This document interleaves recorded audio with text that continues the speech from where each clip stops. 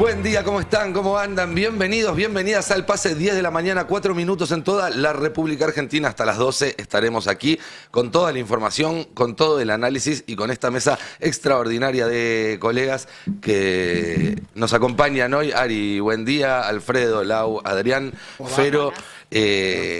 Bueno, en un programa donde tenemos de todo, recién en la venta muy completa, habrán visto, vamos a hablar de economía, vamos a hablar del conflicto laboral.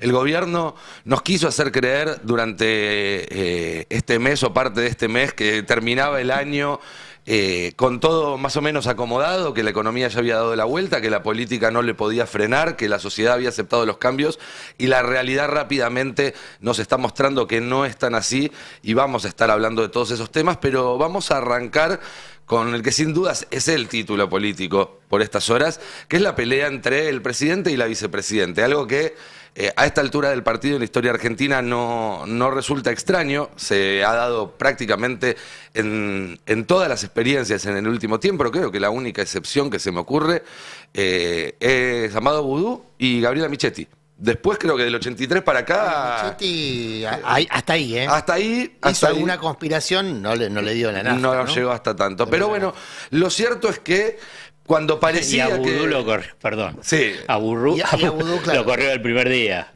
lo acomodaron rápido, Sí. digamos. Pero bueno, no hubo... Pero lo dejaron fuera del tablero. Está bien, no tenía vocación igual de conspirador, como sí en general tuvieron todos los demás, ¿no? Así es. Y lo cierto es que después de varios cruces que hemos estado charlando acá en el Pase la semana pasada, parecía que Victoria Villarroel había sacado la banderita blanca, porque publicó durante el fin de semana un tuit donde recogía el cordel y parecía estar cerrando el capítulo. Bueno, no, en el gobierno no le aceptaron esa oferta, así que hablemos un poco, Adrián, arranquemos si querés, Vamos a de empezar cómo por llegamos hasta acá y cómo va a seguir les esta propongo historia. arrancar, porque en definitiva somos un medio de noticias, por el final, por lo más Dale. nuevo, por lo más cronológicamente más novedoso. Hoy a la 1 de la mañana, así como escuchan, tuvo un último intercambio tuitero Victoria Villarroel con el Gordo Leyes. Anoten otro nuevo ¿Qué es el nombre. Gordo Leyes? El Gordo Leyes. Me gusta que no es quién es que es. Claro. ¿Qué es un Gordo Leyes? El Gordo Leyes integra la cofradía del Gordo Dan, forma parte de ese Gordo dispositivo. Leyes, ¿Cómo, perdón? ¿Gordo Leyes? El Gordo Leyes, así se llama. Tiene un nombre, un usuario en Twitter. Ahora les voy a dar bien todos los datos mientras vemos en pantalla lo que publicó a la medianoche el Gordo Leyes en Twitter, bueno, en X. Victoria absoluta de las fuerzas del cielo, y ni siquiera hicieron falta los 2 carpetazos. ¿Cómo? Esto dice @ASB2509. Ah, pero es un abogado. Es un abogado conocido. No pone su nombre porque tiene problemas con la justicia, pero Bueno, un no es abogado anónimo, conocido. digamos. Al fin, vean la descripción de Alejandro Sarubi Benítez. Exactamente, le dicen Surubí, así lo conocen en Carajo, que es el streaming libertario del cual suele participar. Ah, pensé que era porque era medio pescado. Este ¿no? amenaza todo el tiempo. Digo, cada vez que alguno, incluso a nosotros, ponemos algo que no le gusta, nos amenaza, nos dice... Bueno, Sí. eso que mantengamos en pantalla. Bueno, ¿qué hace Surubí o el Gordo Leyes? Este abogado, como bien decían acá, un abogado que forma parte del dispositivo del Gordo Dan y que festeja de esta manera no haber tenido que usar carpetazos para acomodar la Villarroel, que como bien decía Nico, más temprano, a la tardecita, había publicado este largo tuit que ahí se referencia, que es el tuit en el que Victoria Villarroel levanta bandera blanca. Dice, no estoy participando en ningún armado y cuando lo haga lo haré donde el presidente decida. Claro, esa es la frase importante. frase, luego de que el presidente dijo todo aquel que se vaya de nuestro ordenamiento será expulsado, ¿no? Roma no paga traidores, Roma no paga etcétera. o sea, después de que el presidente prácticamente sugirió la expulsión de Villarroel, que en términos institucionales sería destituir a la vicepresidenta, bueno, Villarroel recoge barrilete, hociquea, usen el término que más les guste. Ahora responde Villarroel, y esto es lo más actual de toda esta novela. Le responde Villarroel a el Gordo Leyes. Por favor, publiquen los 2 carpetazos. Estoy ansiosa por saber en qué hacen inteligencia sobre mí y mi familia. Voy a estar esperando la difusión de eso para hacer las correspondientes acciones legales, entre ellas contra vos que fogoneás a hacer inteligencia sobre los ciudadanos. Me Bueno, llama la atención las comillas en 2. sí. Ahora, el tema acá es que otra vez volvemos a una batalla de servicios de inteligencia que están hoy confrontados. Una parte reporta a Santiago Caputo, al Poder Ejecutivo, y otra parte reporta a un viejo sistema consolidado, nunca desarticulado, de servicios de inteligencia confeccionados de algún modo durante la dictadura cívico-militar y que todavía siguen activos. Y a esos servicios de inteligencia tributa Victoria Villarroel, y no al revés. No es que los servicios de inteligencia tributan a Villarroel. Villarroel tributa a esos servicios de inteligencia, que es el histórico aparato cívico-militar que operó en la dictadura genocida y que siguió operando con distintos gobiernos en este periodo democrático. Su padre tenía vínculo, digamos, durante la dictadura con ese sector. Su secretaria, Guadalupe, expuesta en estos días por ser la que tuvo el intercambio con el escribano, que sí, que no, que firmaba, no firmaba, recibía o no recibía el mando presidencial. Es hija de un ex jefe de inteligencia del ejército. Y su principal asesor hoy, su principal estratega político, es un ex jefe de inteligencia de gendarmería, el Potro Domínguez. Conocido así por un viejo jugador de fútbol, el Potro Domínguez, que ya fallecido era, entre otras cosas, delantero del glorioso Club Atlético Boca Juniors. Bueno, pero no es ese Potro Domínguez, sino que es otro Potro Domínguez. Creo que teníamos por ahí para compartir la foto de Victoria Villarroel con el Potro Domínguez. ¿Por qué entra en escena el Potro Domínguez en toda esta película? Porque lo alude, ahí la vemos a Victoria Villarroel con el Potro Domínguez, insisto, hombre que fue muy importante para la estructura de Patricia Bullrich I, ¿no? La primera gestión de Bullrich al frente del Ministerio de Seguridad lo tuvo al señor Domínguez como jefe de inteligencia de gendarmería. Imaginen haciendo qué durante el caso Maldonado. Manipulando pruebas, manipulando expedientes, manipulando declaraciones. Es decir, este asesor de Villarroel era el jefe de inteligencia de gendarmería cuando sucedió el caso Maldonado. Exactamente. Tiene un largo recorrido en tareas de inteligencia. Se distancia de Bullrich y se acerca a Villarroel como parte de todo este dispositivo de inteligencia, insisto, donde se amalgaman uniformados de fuerzas de seguridad y fuerzas armadas. Villarroel tributa, y presten atención al detalle, tributa a este dispositivo. Ella no decide por sí misma, ella forma parte de un dispositivo que tiene en ella mucha expectativa puesta. Por supuesto. Por eso ella hociquea, por eso ella recula. No es una cuestión de preferencia personal, de gusto, de decisión política propia. Ella recula porque en el dispositivo al que ella tributa necesitan no es el momento del conflicto. Necesitan que ella esté ahí. Claro. Necesitan que ella esté donde está. Está segunda de la línea de sucesión. Este dispositivo cívico-militar nunca llegó tan cerca de recuperar el poder formal. Desde el 83. Desde el 83. Está muy cerca de recuperar el poder formal con Victoria Villarroel. Vos mencionabas recién que ese lugar estaba en duda porque Milei la había llamado traidora y dado a entender que la quería expulsar. ¿Te parece que escuchemos el momento en el que Milei, es el tape 2, es el tape, sí, 2, donde aparece esta acusación de traición? Milei considera un nuevo acto de traición de la vicepresidenta. Atención que Villarroel acaba de subir un tuit a su cuenta de X que después vamos a compartir con José Luis Esperte. Está, bueno, la lectura que está haciendo el gobierno que, lo digo mal y pronto, que reculó en chancletas. Pero vamos a analizarlo dentro de un ratito.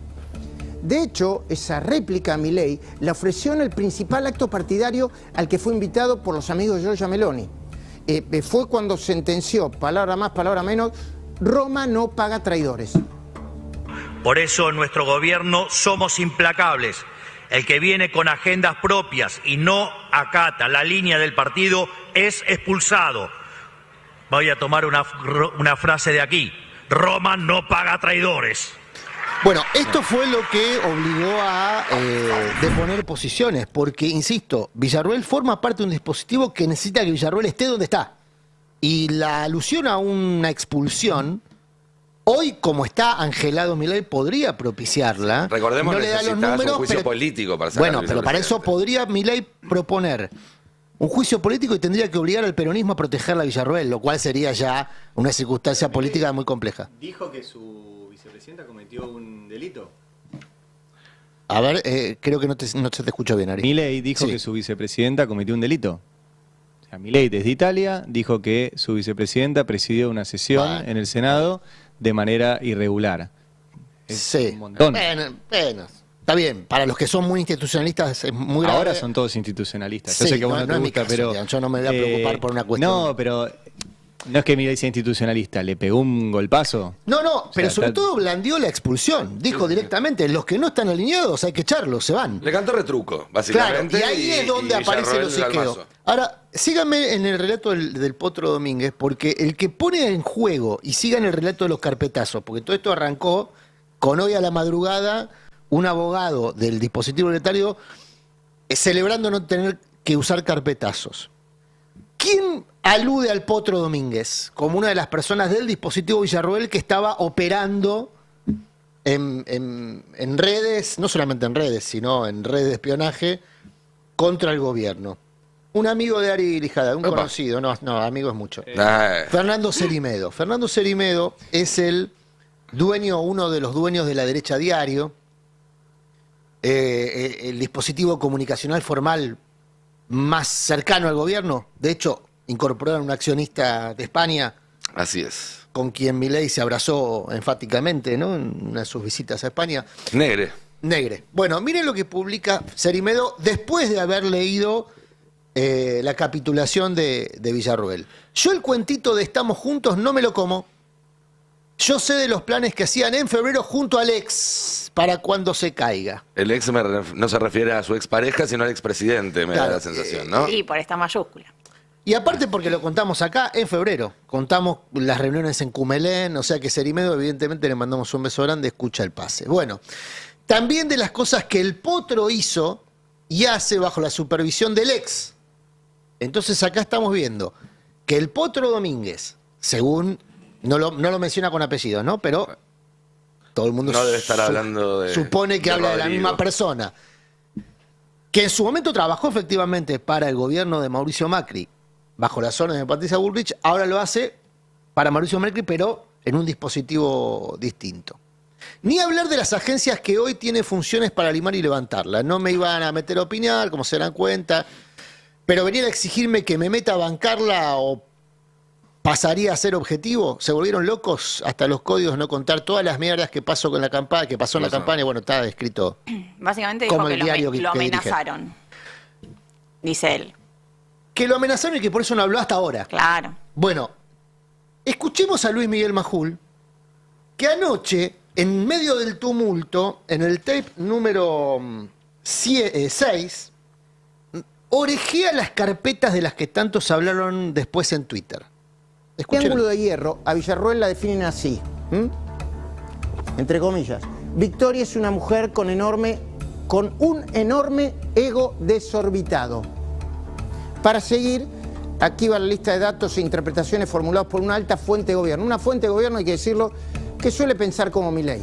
Primero, se cree más importante que el presidente. Está rodeada de adulones que todos los días le dicen que sin ella Milei no habría llegado a ser presidente. No terminó de procesar que Javier no le haya dado seguridad y defensa. Habría estado contactando a gente en España para armar una organización partidaria paralela a la Libertad Avanza. Carpeta 1, anoten. Victoria se juramentó para devolver a los militares el desmesurado poder político y económico que tuvieron durante la dictadura. De hecho, ya en agosto de 2023, en plena campaña electoral, propuso lo que la gente de Milei considera un delirio: subir el presupuesto de defensa de 0,6% del PBI al 2% del PBI. 2,%. Javier cree que ahí, en esa Sí. propuesta, dice la gente del presidente, estaba el huevo de la serpiente, el arma que le hubiese permitido a los militares contar con 12.000 millones de dólares por año. Y no solo para infraestructura, sino para, dice la gente del gobierno, sus sueños húmedos de regreso al poder. Bueno, ahí Y está la termina con este carpeta razonamiento más del delicada. gobierno. Básicamente la está acusando de conspirar para dar un golpe de Estado. A ver, de algo que efectivamente probablemente sea cierto. Ya casi que no les queda nada para acusar. Pero el tema no es ese, el tema no es ese, Nico. En esta carpeta lo que se desclasifica es que hay un actor cívico-militar dispuesto a tomar el poder en términos institucionales, como no ocurre desde el 83 en Argentina, con una figura que fue puesta allí por el voto popular, que es Victoria Villarruel. No son institucionales, dice el poder económico y político. Por eso, cívico-militar dije yo. Ah. Dije, cívico-militar. Esta carpeta es muy delicada porque involucra ya un plan concreto que, por ejemplo, imaginó el uso de recursos públicos para financiar ese plan, para pertrechar a los actores uniformados del plan. Bueno, esta carpeta es la que lleva al actor militar, al dispositivo militar que rodea a Villarruel a decirle, che, un paso atrás. Porque en esta carpeta nos exhibe a todos. ¿Y qué pasó anoche después de todo esto? Esto pasó absolutamente bajo radar. Anoche renunció el viceministro de Defensa. Sí. En medio de todo este revuelo que yo le estoy contando. El con funcionario actores, 101 en renunciar. sí, Pascualini. olvídate los 100 restantes, ¿eh? El viceministro de Defensa, Pascualini, fue el jefe del ejército durante el gobierno de Mauricio Macri, hombre que tributaba a Mauricio Macri, cuya esposa es una activa militante, como ocurre con esposas de otros Oficiales en actividad, Como Pando. como en su Pando, momento. por ejemplo, cuya esposa, que es hija de un genocida preso por crímenes de lesa humanidad, militaba activamente por la liberación de los presos por crímenes de lesa humanidad. Algo que Milei les prometió, además, durante la campaña. Pero sobre todo Villarruel se comprometió desde la función pública. Bueno, la renuncia del viceministro de Defensa habla del estado de ruptura entre un aparato muy poderoso, capaz, por ejemplo, de eclosionar un escándalo en el Senado con un senador que es hallado con $200.000 en una frontera. Sí, perfectamente capaz. Un dispositivo muy poderoso que la tiene Villarruel como su ariete. Lo que rompe ese dispositivo es un acuerdo de convivencia institucional con el Poder Ejecutivo. ¿Está en condiciones el Poder Ejecutivo de bancársela? Bueno, ayer desde Defensa desmentían categóricamente que la salida de Pascualini tuviera algo que ver Sí, con esto. cuestiones personales. Cuestiones personales. ¿Y qué van a decir? No, renunciamos Cuestiones de salud porque y está que, en guerra Villarruel y que con el venían presidente. gestionando la salida desde hace varias semanas y que se va la semana que viene, ya tiene fecha, el 22 de diciembre. Yo insisto, para mí, lo contamos, para mí esto es la Perdón, y secuela de lo que... destacaban el buen vínculo con Petri. Sí, Claro, sí. decían que Petri le había pedido aguantame, Aguantame, que tengo que buscar un quédate, sí, reemplazo, sí. Exacto. que la esposa de este hombre Pero le te hago estaba una pidiendo pregunta, que renuncia. vos haces todo el seguimiento, o querés avanzar. No, algo no, más. está. Y que lo entendés, yo simplemente como duda, digamos, ¿le das crédito 100% a, porque esta es la versión Milei? ¿Cuál? Bueno, que Villarruel estaba conspirando con los militares para No, voltear. es la biografía de Villarruel. Hay que... Pero vos le das Villarruel crédito. no llegó hace 10 pero minutos. pero Sí. digamos, para yo saber, de entenderlo, digamos, Las carpetas- que Villarruel estaba conspirando con Macri y un sector de los militares. Nosotros lo para- contamos acá en tiempo real. Y siempre dijimos, es una de malo contra malo. Si alguien cree que acá puede tomar partido, que lo tome. De hecho, hay quienes lo están dirigentes haciendo. políticos del peronismo que tomaron partido en esa disputa. Nosotros siempre hicimos esa aclaración. Es una de malos contra malos, no es una de Marvel. Pero apenas empezó, ¿por qué va a conspirar Villarruel? Porque la perspectiva era que Milei le iba a chocar rápido. La perspectiva era que Milei no tenía cómo ejecutar el plan de ajuste que se proponía ejecutar y que finalmente ejecutó sin que colisionara contra el reclamo social, contra la resistencia política. Voy a Bueno, agregar un Pero dato. pero si el escenario cambió en sí, los pero- últimos... pero sé. no las necesidades de Macri. Las necesidades de Macri se han hecho más acuciantes. De hecho. Hago un mini autobombo sobre Villarruel. Nosotros publicamos, ¿cuándo fue? En septiembre del 23, el año pasado, quienes integran el CELTIB. El CELTIB es esta suerte de CELS al revés que armó Villarroel. Idea de Carlos Alberto Martínez, que fue el jefe de inteligencia durante la dictadura. Un tipo más genocida que Videla, para graficar la importancia de Carlos Alberto Martínez, pues fue el tipo que diseñaba lo que después Videla ejecutaba. Y era que escribía libros con ella, ¿no? No, ese es No, otro. ese es Manfroni. Ese es otro, Manfroni. No, Carlos Alberto Martínez fue el jefe de la CIDE, del batallón 601 durante la dictadura. Y cuando publicamos quiénes integran el CELTIB, ahí estaba no solo genocidas, de hecho estaba Jorge Pérez Alati. Jorge Pérez Salete es el tipo que le maneja los papeles, o por lo menos ahí en el CELTIB, que es el principal recaudador de campaña de Macri, por ejemplo. Bueno, yo no quiero spoilearme en mi próxima intervención. Pérez Salati le presenta a Villarroel en Cumelén. Pérez Salati es vecino de Cumelén. Y estamos entrando en temporada Estamos alta entrando en temporada alta de conspiraciones en Cumelén. Pérez Salati, volvemos a eso. para que entiendan quién es uno de los abogados más importantes del país, uno de los estudios de abogados más importantes del país. Está Máximo Fonrush también en el CELTIB, que es del estudio Casañe, también uno de los abogados más importantes del país y muy cercano a Macri. Está Fargosi. ¿Se acuerdan de Fargosi? Sí, que ahora claro. volvió a la fama porque lo van a poner a escribir el proyecto de Ficha Limpia. Y después está el histórico escribano del Diario de la Nación, que es Enrique Maschwitz. Digo, Villarroel tiene un montón de terminales interesantes. Yo creo que igual se demostró una vez más que los vicepresidentes no tienen mucho poder en la Argentina. No. Una vez que alguien llega a la presidencia, el o por lo menos vicepresidente no, queda no de pintado. construcción, sí de daño. Y El tema es que... Se le va a ir terminando. Sí. No, hay un dato que me acordé, lo habíamos mencionado acá en su momento el año pasado, a mí me lo comentaron durante la campaña, que sirve también para graficar esta idea de que Villarroel es parte de un dispositivo y que no lo encabeza. Eso es evidente, ¿eh? No. Villarroel recién aparece activa en la FIP, como trabajadora activa en la FIP, cuando asume como diputada, a los casi 40 años. Eso tiene dos explicaciones posibles. O no tuvo trabajo formal en toda su vida, o tuvo un trabajo formal en una nómina que pasa por otro lado. Las nóminas de los servicios de inteligencia no se registran en la Claro, FIP. naturalmente. Con lo cual está la sospecha de que ella es agente o actuó durante un tiempo de su vida como agente de algún servicio de inteligencia. Mira, papá, Ellos tenían un Tío. negocio familiar en Rosario. Puede haber sido eso también. todo padre lo que cuando rodea a Villarroel Pero es... papá, tío. No, y todo lo que rodea a Villarroel es ese gente ámbito. vinculada al sistema de inteligencia cívico-militar. Y al igual que el Poder Judicial, las familias ahí cuentan mucho, digamos. Sí. Los lazos de confianza. Bueno, en general y pasa como con consanguinidad. muchos oficios, se traslada de generación en generación. Ahora, es muy importante esto, entender que este dispositivo nunca se desmanteló desde Pero el regreso a la Milei, democracia. previo, tanto como candidato y, digamos, ¿sabía quién era Villarroel? ¿Sabía ese dispositivo? O No lo sé, porque Milei es un crack en fingir demencia, en decir que solo le importa la macroeconomía y que de lo demás no entiende nada, no sabe nada, no le importa nada. Suele decir eso cada vez que se ve ante una situación política crítica, dice, yo de eso no sé. De eso se encarga mi hermana, no le hace un gran favor a la hermana, o se encarga Santiago. No lo sé si lo sabía o no. Ahora, Además, ¿qué? la persona que supuestamente acercó a Villarroel a Milei salió eyectada ahora del armado Milei. Con lo cual, ¿quién? ¿Quién es? no me acuerdo el nombre, el que hizo la campaña, ¿cómo se llama? Kikuchi. No. No. Ay, ya me va a venir.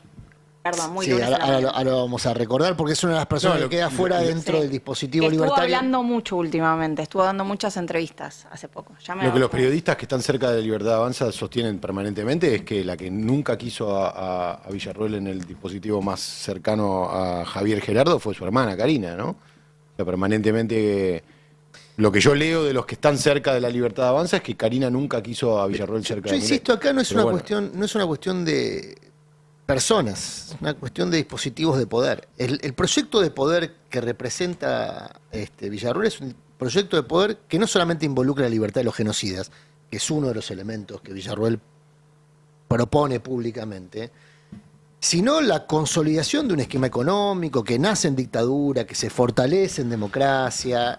La libertad de los genocidas, más allá del hecho físico de que se van a la casa, también implica de alguna manera una reivindicación. Es Mirá, decir, obviamente. esta gente lo que hizo no estuvo tan mal. Hace Y me muchos parece que años- eso tiene un trasfondo de un proyecto político que ya sabemos cuál es. Hay un sistema de poder que durante muchos años condujo Carlos Pedro Blaquier. Yo siempre cuento un episodio que ya conté hace muchos años cuando ocurrió. La ruptura entre el sistema de poder económico y Cristina Kirchner ocurrió cuando Carlos Pedro Blaquier tocó el pianito acusado de un crimen de lesa humanidad. Ese día se rompió un vínculo que era un vínculo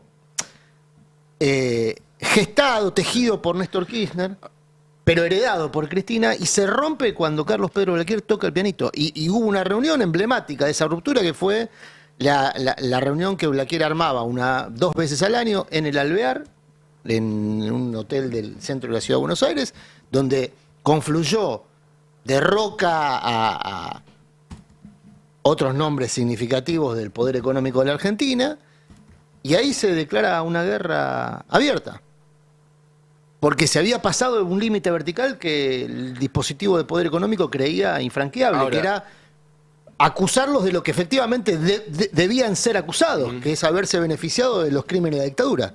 Ese era el límite que el poder económico de la Argentina creía infranqueable. Volvamos a este fin de semana y a esta pelea que se está desarrollando en tiempo real, porque cada vez que Villarroel sale a decir La algo... investigación de Basualdo también fue otro límite vertical. La investigación de Basualdo en el Banco Central, donde si bien no tuvo un correlato penal, sí permitió visibilizar en Plaza de Mayo, ¿recuerdan, no? Lo que pasó en Plaza de Mayo, un 24 de marzo, donde se exhibieron en pantalla gigante los nombres de todos los cómplices económicos de la dictadura. Ese fue un límite vertical que terminó de romper el vínculo. Volvamos a la actualidad, porque también hay algo que es relativamente llamativo. Vieron que las vocerías en La Libertad Avanza parecieran estar asignadas a cuestiones puntuales. Y cada vez que aparece Villarroel, sale alguien a contestarle, que es Lilia Lemoine. Uno de los roles de Lilia Lemoine parece ser la marca personal de Villarroel, y esta no fue la excepción. Salió Lilia Lemoine este fin de semana a hablar de este conflicto, y esto es lo que dijo. ¿Tenemos el video? El de Lilia. Ella tiene que presidir el Senado y está bien. Justamente hablaba con algunos diputados que habían decía, ¿por qué no presentan un proyecto para que los senadores puedan elegir al presidente de la Cámara, no que no sea el vicepresidente?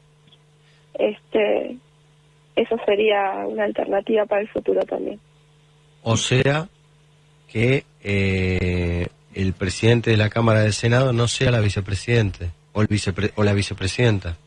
Claro, podría ser como en la Cámara de Diputados, que se elige el presidente de la Cámara. Señora, lea la Constitución. Como el caso de Martín Menem. Y la verdad es que, si uno lo piensa conceptualmente, cuando uno es electo y debe demostrar la calidad de su trabajo, se esfuerza más. Cuando cae puesto, no tanto. El trabajo de Martínez, todo el mundo lo recalca, ha sido espectacular. También siendo nuevo, aunque él ya había sido diputado en La Rioja, pero fue reelecto. O sea, tiene que esforzarse para trabajar. Yo no sé si alguien puesto se esfuerza de la misma manera. Uno dirá, no, pero la votaron como fórmula presidencial, que no es lo mismo, no como presidente. Claro, los ministros también lo ponen. Sí, claro. Y no se esforzarían en ese sentido. Yo estoy de acuerdo con Lilia Lemoine igual. Ahora van a hacer. Hay que reformar momento, la Constitución. Exactamente. Sí, yo estoy de acuerdo. Hay que cambiar la Vamos Constitución. a cambiar la Para Constitución. hacer lo que dice Lilia Lemoine, hay que cambiar la Constitución. No basta con una ley, porque la Constitución dice que el vicepresidente es el que preside el Senado. Pero si es por cambiar la Constitución, estoy de acuerdo. Creo que Cristina también habló de eso. Pero además tiene un en los últimos sentido días. que el vicepresidente presida el Senado, por algo se repite en un montón, digo, no solo acá, también pasa en Estados Unidos. Igual pasa no es el sentido de esto. El sentido de esto es que salió Lilia Lemoine, que repito, nosotros que revisamos sistemáticamente los accesos a la Casa Rosada, si hay un nombre que se repite entrando a la oficina de Milei, por lo menos registrado, es el de Lilia Lemoine. Sí, Es muy cercana y le dicen, vos salí a decir esto. Si tiene sentido o no tiene sentido, no importa, el objetivo es pegarle a Villarroel. Está y la diciendo que no se mandaron a está decir esforzando esto. lo suficiente. ¿No? Básicamente lo que está Sí, la diciendo mandaron es- a pegarle. Sí. Es evidente. ¿Puedo correr un toque el eje? Dale. Primero, una aclaración. Era María Russo el nombre. No me acordaba. El ex asesor de comunicación de la primera campaña de Milei.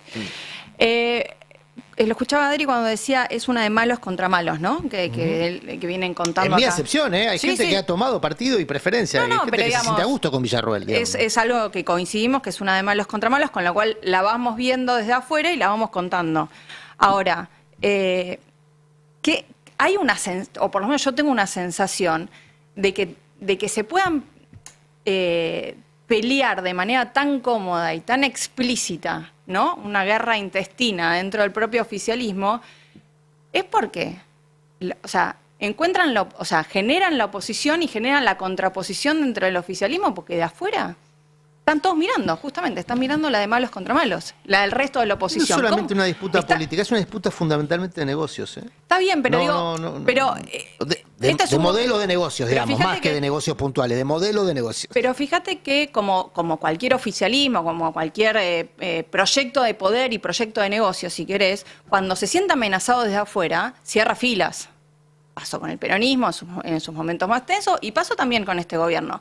Ahora, habla también de la sensación de empoderamiento que siente este oficialismo que busca oposición y que busca polarizar inclusive dentro de sus propias Elige fuerzas. dar esta batalla ahora porque ve que no tiene puede. otras abiertas. Y porque el resto de la oposición, o gran parte de la oposición, está mirando como nosotros una de malos contra malos También hay que decir que... y parece no estar jugando. Algunos sí, no digo que no. Para mí hay una disputa clásica de modelo de negocio No, en Argentina esa, que involucra digamos, el campo, el sector hidrocarburos y las finanzas. Los- Son los tres sectores que claro. históricamente combaten a mano Ay, alzada. yo digamos. Pará, pero de esos tres sectores en este momento, los hidrocarburos y las finanzas están chochos con Milei. Por eso. El quilombo entonces... Y el complejo agroindustrial no está chocho, de hecho está echando gente todos los días. Pero yo me pregunto, manera muy ¿cómo notoria. está jugando el resto de la oposición en esto? ¿Está jugando? ¿Está en esa batalla?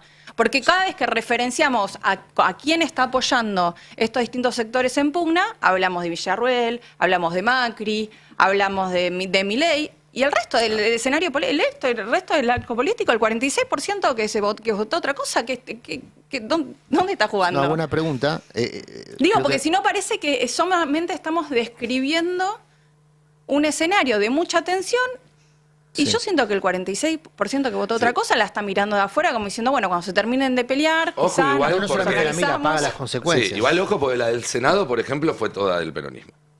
O sea, estalla por el tema Cuader, que si seguimos la línea de Adrián, es un acto que tiene su origen en Macri y donde Villarroel... No sé si es Macri, yo Pero- digo, toda esta bueno, guerra de en ese inteligencia dispositivo- gravita en un episodio de esas características.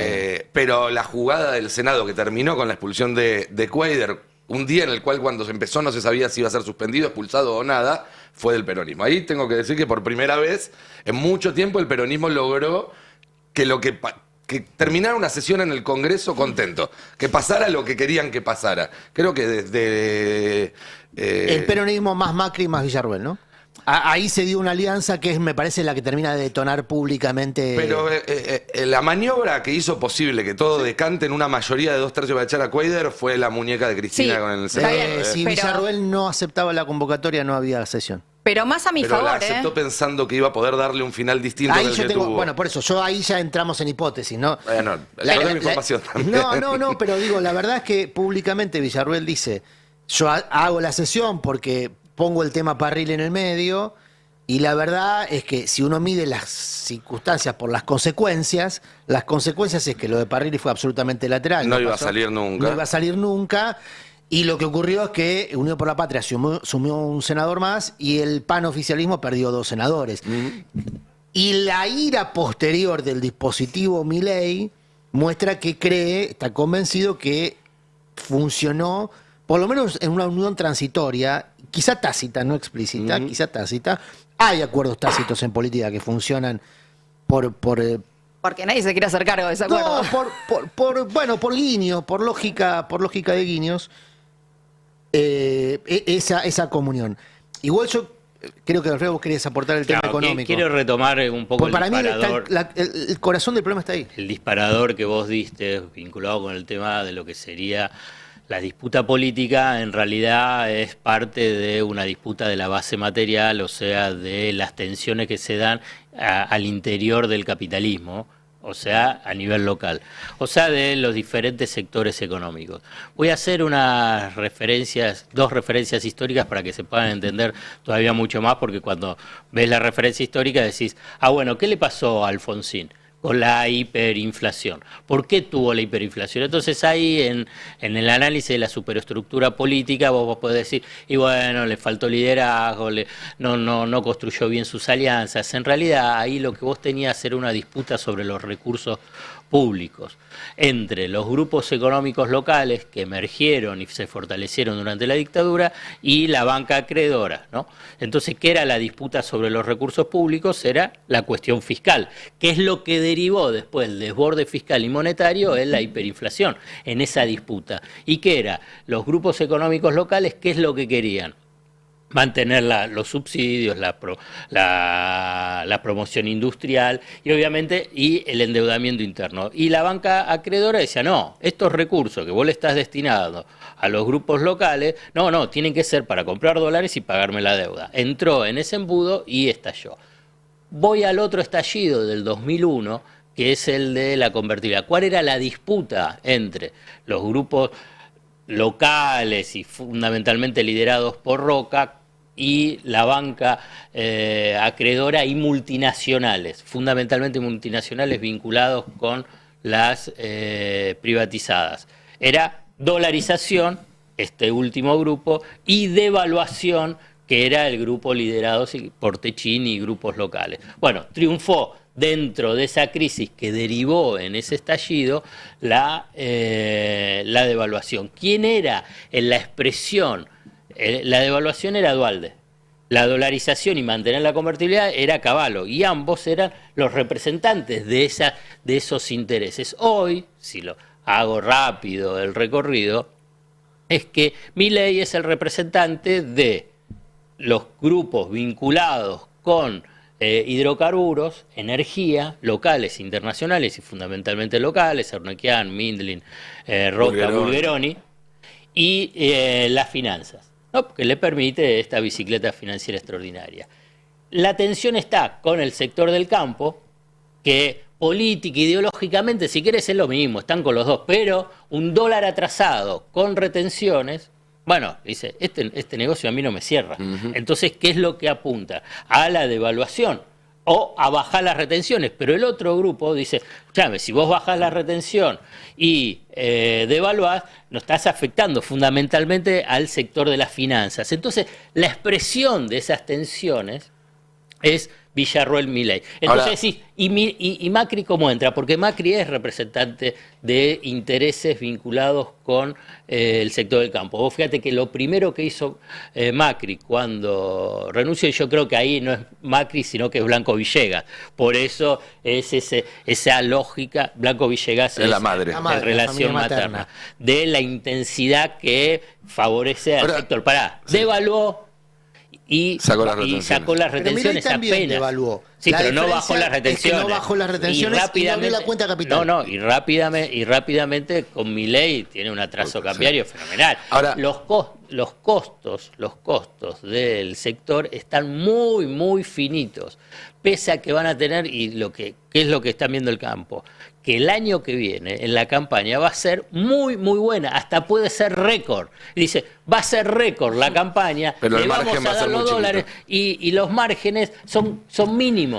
Ahora, perdón, en el repaso histórico que vos venías haciendo, cada vez que se elevaron las tensiones en estos sectores, terminó mal. ¿Hay alguna manera de que estas tensiones se resuelvan o nos vamos yendo a una nueva crisis como la del 2001? No sé, esto último sí va a ser como el del 2001, pero sí que va a ser un año de tensión. Pero quiero incorporar a uno de los otros de los factores que es muy importante, que es el sector industrial. Y el sector industrial está y que es liderado por Roca. Y entonces vos fíjate que Roca, como subió la exposición pública en este último mes, apuntando a decir, tenés que equilibrar la cancha. Habló primero sobre el tema del tipo de cambio, habló sobre la protección, fundamentalmente vinculado con el tema de China, con su sector, pero también habló de la baja de impuestos, o sea que es de la Unión Industrial Argentina. Ahí que está en ese equilibrio inestable, es decir, bueno, ¿salimos a apoyar a lo que sería la expresión Villarruel o seguimos con Milei? Pero como Roca tiene un pie en el mundo de hidrocarburos y otro pie con el tema de la industria, está haciendo ese equilibrio. Entonces, rápidamente no lo podés ubicar hoy, destaco el hoy, en decir, bueno, en la búsqueda de este cambio. Añado 3 datos. Roca y Macri son enemigos íntimos de hace mucho tiempo. Roca, como otros patriarcas del empresariado y de la industria argentina, de esa industria que creció en dictadura, digamos, lo desprecian a Macri, lo desprecian profundamente. Tiene que ver con cuestiones familiares, con la relación con el padre, ¿no? Así que esa alianza, no digo, Roca es muy pragmático, ha llegado hasta acá a ser el 1, 2, 3 más rico de la Argentina, no por casualidad, es muy pragmático, si tiene que hacer una alianza con Macri, la va a hacer. Pero hoy no arrimaría a esa alianza. Diferente es el caso del sector agropecuario, por esto que dice Alfredo. El vínculo entre el sector agropecuario y el actor militar es natural, es un vínculo natural, porque se da en el territorio. ¿Sí? La gran mayoría de las personas que viven del negocio agropecuario habitan en zonas rurales.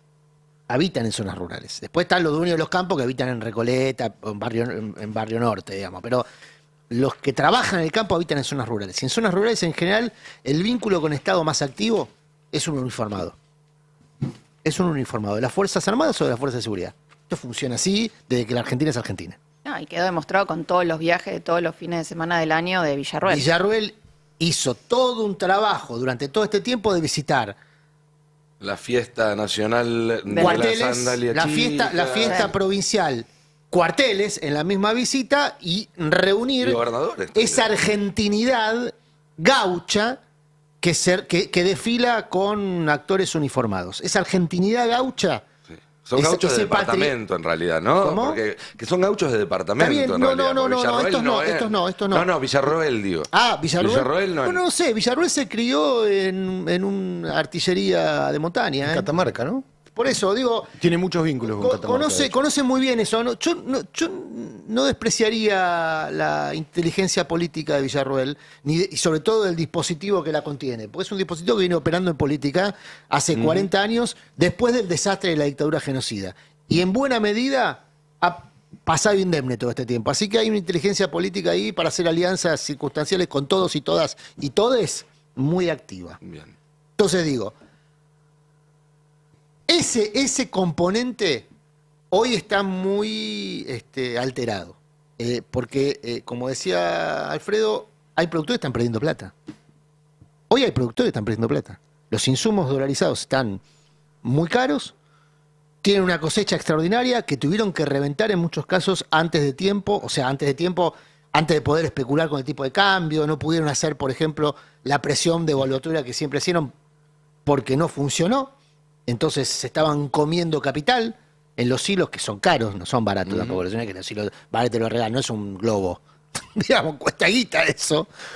Y aparte vos mantener capital estancado, sí, cuando tu ciclo productivo depende mucho del capital que vos tengas, es costoso. Bueno, ojo que ese esquema clásico de confrontación, sector agropecuario, finanzas y, bueno, energía ahora.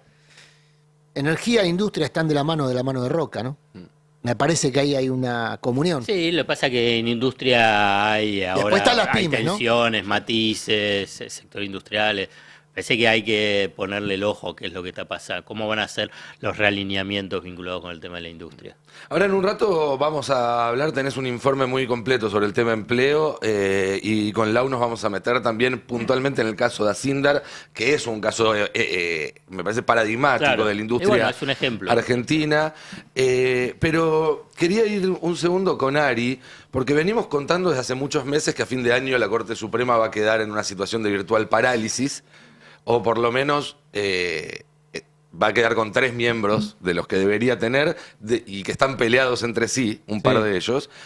Y parece que en la Corte también están viendo esto y están apurando algunos trámites para resolverlos antes de que jubile Maqueda. ¿Esto es así? Sí, a ver, porque todo esto que están hablando se juega en la Corte también. También. O sea, tenemos una Corte muy alineada a los intereses empresariales, ni hablar con Carlos Rosengra, que es directamente el abogado de muchas de las empresas que están involucradas en todo esto. Horacio Rosati es alguien muy permeable también a la opinión de estas empresas, y ni hablar Ricardo Lorenzetti. Y hay varias cosas. Primero que efectivamente a partir del 29 de diciembre la Corte queda con 3 integrantes. Ese es un dato objetivo, pues se va Maqueda. ¿Puede funcionar con 3 integrantes? Vuelvo a repetir que sí. Ya pasó, de hecho, pasó durante el gobierno de Macri. Lo que tiene que pasar es que se pongan de acuerdo los 3 para decidir, porque se necesitan 3 firmas siempre en el mismo sentido. Si no se ponen de acuerdo, pueden tomar 2 caminos: o no tratar el expediente, entonces hacen lo que hace la Corte siempre, lo dejan ahí, o llamar con jueces. Los conjueces se sortean entre los presidentes de las cámaras federales de todo el país. Es un riesgo porque, si bien mayoritariamente son alineados... Pero te puede tocar...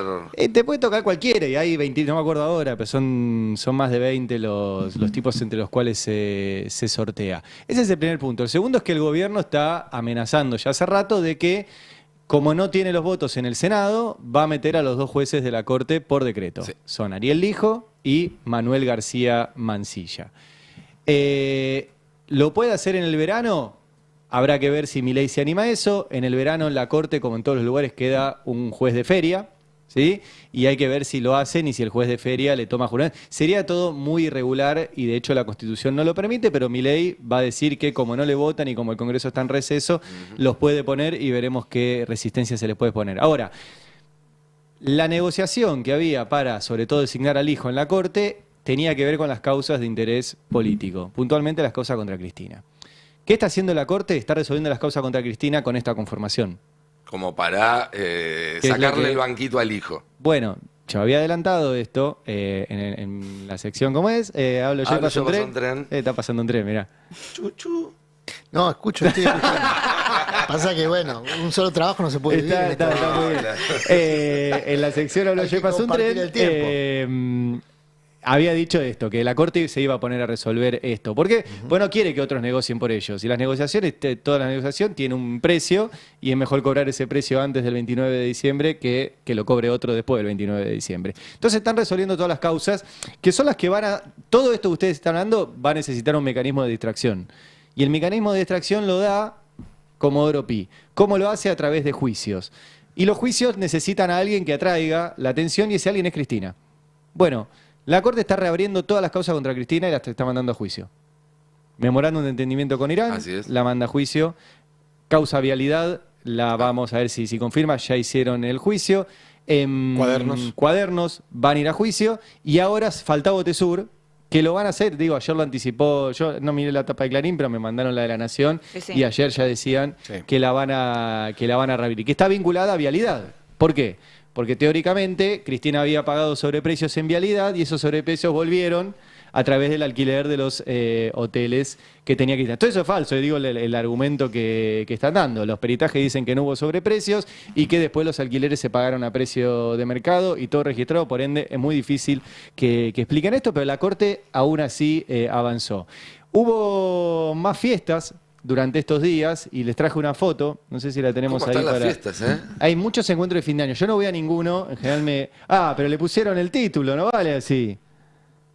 Así no adivinan, no puedo hacer el juego. Bueno, me cagaron, era fácil. Me cagaron el juego. La foto esta es en el festejo de la Asociación de Fiscales. ¿Vos sabés quién es el calvo que está atrás? El que está sonriendo. El calvo que está atrás no. Podría ser el juego ese. Pero bueno, tampoco no te quería comprometer. Está muy contento el hombre. Sí, claro, por eso. Pero bueno, los que se ven la foto, que es una de las tantas fotos que hubo en mi sección favorita de Infobae, que son las 56 fotos de la Asociación de Fiscales, donde también estaba, dicho sea de paso, Ramiro González. ¿Vieron el fiscal que hizo la fiesta el otro día con 240 invitados? Cantó Que no Cristian se la iba a Castro, perder. fue Guillermo Coppola, fue Jerónimo Ustarroz, fue el hijo, fueron todos ahí. Bueno, estaba en la cena esta, pero esta me pareció más interesante, que es el fiscal Luciani con el presidente de la Corte Suprema, Horacio Rosati. ¿Por qué es interesante esta foto? Pues la Corte tiene que resolver el caso de vialidad. El fiscal Luciani fue el fiscal del caso de vialidad, Horacio Rosati sigue siendo el presidente de la Corte. Y la Corte va a ver si meten gana a Cristina, básicamente. Lo cual no es algo menor. No, para nada. ¿Qué están filtrando desde la Corte? Que lo van a resolver en el segundo semestre del año que viene. O sea, Cuando lleguen los brotes verdes. O sea, la Corte tiene el calendario electoral arriba del escritorio. Entonces, el segundo semestre, hay elecciones el año que viene, el segundo semestre, pero tenés las candidaturas antes. La oficialización de las candidaturas es antes. Entonces, pueden jugar con que Cristina sea candidata y dejarla fuera después. Están empujándola a que Cristina pida el antecedente Menem. O sea, están empujando hacia eso. El antecedente Menem es que no hay una condena firme. Menem pudo ser senador y candidato a senador y presentarse a pesar de que tenía procesos iguales que los de Cristina y la están obligando a ir ahí. Es toda una barbaridad, ¿eh? Yo el fin de semana pensaba en Bonadío desde el cielo viendo esto, pues toda su obra. O sea, ¿pensás en Bonadío en el cielo? Los fines de semana. Y los fines de semana. En el cielo. Es muy difícil ser Ariel y Jalada. Yo no quería decir nada. ¿Cómo descansás? Es muy difícil ser Ariel y Jalada. dije un montón de cosas y se quedaron con eso, es verdad. En realidad tendría que haber visto Bonadío desde el infierno, mirando para arriba, pero bueno, sonriendo porque todo esto es la obra de él. O sea, todas estas causas que la Corte ahora está resolviendo antes de fin de año, son causas que se habían caído por inexistencia de delito, pero que Bonadío, así como el hijo era especialista en el tiempismo, cada uno tiene su especialidad. ¿Viste? Esto es como contratás abogados de distintas cosas. Bueno, hay uno que lo está viviendo en vivo y en directo. ¿Quién? También. Y porque vos decís, en el Poder Judicial, bueno, en el mundo mediático, por ahí también hay uno que... También, sí, lo está viendo. ahí hay una pata importante. Pero digo, Lo de el hijo Bonadío ese... había dicho algo así como jurisprudencia creativa en su momento, ¿no? Sí, él decía que hacía derecho penal creativo, pero eso era muy divertido. Pero a ver, la especialidad del hijo es el tiempismo en las causas. Sí. La especialidad de Bonadío era armar causas paralelas. Vos cualquiera sabe, o cualquiera debería saber, que no te pueden juzgar 2 veces por lo mismo. Así es. O sea, si yo te denuncio a vos y el juez Murano tiene una causa tuya, si te vuelvo a denunciar a vos y le cae por sorteo a la jueza Carpineta, no puede haber 2 causas por lo mismo. El que está más avanzado, el primero, se la tiene que dar. ¿Qué hacía Bonadío? Recibía esa segunda denuncia y se la quedaba guardada esperando. Con el caso Memorándum y con el caso Tesur hizo lo mismo. Tenía causas paralelas y cuando la Cámara Federal, que manejaba Macri, sacaba a todos los jueces que decían que no había delito, Bonadío levantaba la mano y decía, yo tengo una igual, dénmela a mí. Y ahí las reimpulsaba. Y lo hizo con Memorándum y lo hizo con Otesur. Por eso digo que Bonadío debe estar muy feliz. Memorándum va a juicio, Otesur va a juicio, es la obra de él llevada a su máxima expresión. Todo esto es lo que se está cociendo en la Corte en este momento de fin de año. Del mega DNU ni noticia. No, nosotros tenemos una Corte Suprema dedicada básicamente a Cristina en este momento. Lo cual es una barbaridad, dedicada a la campaña electoral y sobre todo, vuelvo a lo otro, dedicada a con esto negociar con el gobierno si entran o no los jueces de la Corte. Lo cual explica por qué no tratan el DNU. Porque es una corte que se siente muy cómoda con este gobierno. Evidentemente. O por lo menos... O se guarda una carta para negociar. O por lo menos Es que con los sponsors de este eso te iba a gobierno. decir, porque yo quería volver a lo de Alfredo, o sea, sobre todo con los sectores económicos que se benefician con este gobierno. Sí, o sea, sí, sí. ¿quién es recién te decían, ¿quién es el sector económico más beneficiado por este gobierno? ¿Petroleras y mineras? Y financieras. Bueno, Financieras. ¿de quién era abogado Rosenkrantz? De petroleras, mineras y financieras. Claro. O sea, esos son los tipos. Sí, no cómodo con el gobierno, pues está esta interna que estás contando vos, que tiene que ver con el hijo y demás, donde claramente Rosati no está cómodo. No. Pero sí con el rumbo económico. Pero claro, sí. y no van a totalmente. hacer nada para cambiarlo, lo Sí. cual es otro problema. La prenda de cambio, repito esto, es el cuerpo de Cristina. Claramente. O sea, el nivel de violencia que implica esto. Porque es violento lo que están haciendo. O sea, genera Sí, violencia. sí, claro, que por vos supuesto. tengas una corte simplemente dedicada a perseguir una figura política para distraer de las barbaridades económicas que están haciendo y en el medio negociar tu propio poder en la corte porque no querés que te la llenen de otros tipos que te puedan sacar poder. Por eso es lo que teme Rosati. Sí. Lijo es un tipo muy hábil, con mucha influencia en los tribunales. Y Lijo apunta a ser él el presidente de la Por corte. supuesto. Porque Y- son políticos. Bueno, y tiene chances, si llega. Si llega, sí. Si Bueno, llega, Rosati sin duda. no quiere, o sea, todos Mira, están no solo jugando tiene eso. chance, tiene 20 y pico de años para hacerlo, porque tiene mucho mucha tiempo. edad por delante hasta el momento de retirarse. Sí, Rosati es joven también, pero no tiene la influencia que tiene el hijo en el Poder Judicial. Entonces, Clarísimo. Y la información que tiene el hijo. Clarísimo. Bueno, Che, quédense porque en 3 minutos nada más vamos a estar con un informe especial que preparó la producción, Nela Chapó, con el ranking, el top 10 de las mentiras de Milei en su primer año de gobierno. Porque Adorni, vieron que siempre repite, en este gobierno no se miente, esto es un gobierno que dice la verdad por más incómoda que sea, es el gobierno más mentiroso de todos, no tengan ninguna duda y lo vamos a estar viendo en un rato. Vamos a estar hablando de economía, tenemos el informe de Alfredo, tenemos la data de Hacienda de Ray Laura y también viene Franco Misraji a contarnos una historia al muy fin viene curiosa. al fin viene Alguien que serio, labura. ¿viste? Alguien serio. Parece que Adorni no llega a fin de mes. No. Levantaron la vista. No le alcanza la plata. Adorni dice que no llega a fin de mes. Franco Misraji ¿Vivo? nos va a contar. ¿Adorni? ¿No llega a fin de mes? ¿Vivo? o No, que no le alcanza la ¿Es el debut plata. de Misraji en el pase? No, lo hemos tenido. ¿Sí? Sí, es que cuando empiece el verano A los que son buenos hay que se traerlos van, así a- sí, en a- dosis. a- También dosis. empieza la temporada de Cumelén cuando empieza el verano y en un rato Adrián nos va a contar de ¿Transmitimos eso. desde ahí? Yo No, creo y que, quiero yo creo decirles que hay que que ya hacer una aterrizó corresponsabilidad ahí, ¿eh? En Cumelén, sí. Sí. No Es sé muy si bonito. clasifica de último momento, pero ya aterrizó Afuera, no pasa nada. el avión de lujo. Che, se habló muy poco de eso, ¿no? De cómo fue Milei a Italia. No, y ya aterrizó Ya el está avión, el LBG Cuca de Royal Class. Cuca, siempre. espectacular. Era Cuca. L Pará. me corta. Le cantaron la cancioncita esa de la opinión de ninguna Cuca. columna Era sirve. Cuca. Si no mencionan Cuca, L B corta G Es de Cristina Cuca el avión. Seguro. También. es un Que no se Falcon. entere Rosati. No es un Falcon. ¿Verde? No es un Falcon verde. ¿Cómo están? Eh, Gracias. ¿Saben cuánto costó este viaje, este chiste? de Milei a Italia? $300.000. $400.000. $300.000. Bien. Solo Lo tiré. No. Solo en avión, ¿eh? Se ve que va seguido. Tenés bien, ¿Lo usás tenés bien mucho? el presupuesto. Lo usas mucho. ¿Cómo Es el avión cómo más sabe, lujoso Zayate? que tiene la flota privada de taxis Chávez. aéreos de la Argentina. El Falcon Cuca en el que anda Zayat. El Falcon Chávez, Cuca puta madre.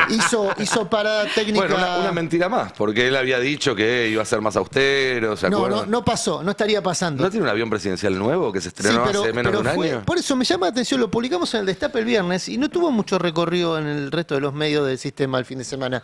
Que antes se indignaban muchísimo Sí, claro. por los lujos presidenciales. Gastó solo en un vuelo, el avión es, insisto, el más lujoso que tiene la flota de taxis aéreos privados en Argentina. Que si me apuras, está bien que el presidente viaje en avión privado y no viaje en un avión de línea por una cuestión de seguridad Pero hay un presidencial. avión presidencial. Después hay aviones Está en privados que no reparación. son necesariamente, Ok. como dice Royal Class, dice un lujo en el aire. Bueno, podés no viajar en un lujo en el aire. Podés viajar en un avión más modesto, pero este es el más caro. Sí. No digo, Cessna no tiene autonomía. Le contesto al Tano, me pregunta si en un Cessna no, está bien que vaya en un auto en un auto. Bueno, En un avión con autonomía. En la motito. ¿esta vez lo habrá pagado por lo menos el Estado o se lo invitó algún empresario que después No sé, va a asumir en un él cargo? no tiene como $300.000 declarados, pasaba ¿no? antes? No tengo la declaración jurada. No, de él Milei. no Milei no. corresponde que lo pague él si es un viaje oficial, digamos. Algo de todo. casta que pasó en Italia, ya te dejo, Nico, perdón. terrible. Algo de casta que pasó en Italia es que Meloni le dio la Así ciudadanía es. a Milei y a su hermana Karina por descendencia, porque ellos son descendientes del abuelo Ciccio Milei, era italiano, y se la dio por descendencia. No se me ocurre nada más casta. Sí, se me ocurre un montón de cosas más castas. Pero que es eso, muy casta. Pero es muy casta. Sí. Pero hizo Muy rápido el trámite, lleva como Sí, un sí. año. ¿Viste? Cosa. No para Milei. Y Fero, no te digo Perdón, que pasó el porque fin de además semana me como parece que Ari. para que te den la ciudadanía ahora hay una nueva reglamentación de que tenés que hablar italiano. Yo No sé si creo habla que- italiano. No. Italiano. No, justo Como Michetti. anoche me escribió alguien que entiende del tema y me aclaró. porque Los me- cónyuges. Los es. cónyuges. Ah, ok. No tenés que hablar italiano. Bien. Fero, te digo, no pasó un fin de tan bueno como el de Ari, pensando en Bonadío, pero también se tomó un trabajo para nosotros que fue ver todo el acto del Gordo Dan. Vengan a YouTube, les vamos a pasar ahora un adelanto, después vamos con el top 10 de mentiras de Milei y después vamos a todo lo que nos queda en este pase hasta las 12, una hora llenísima de información.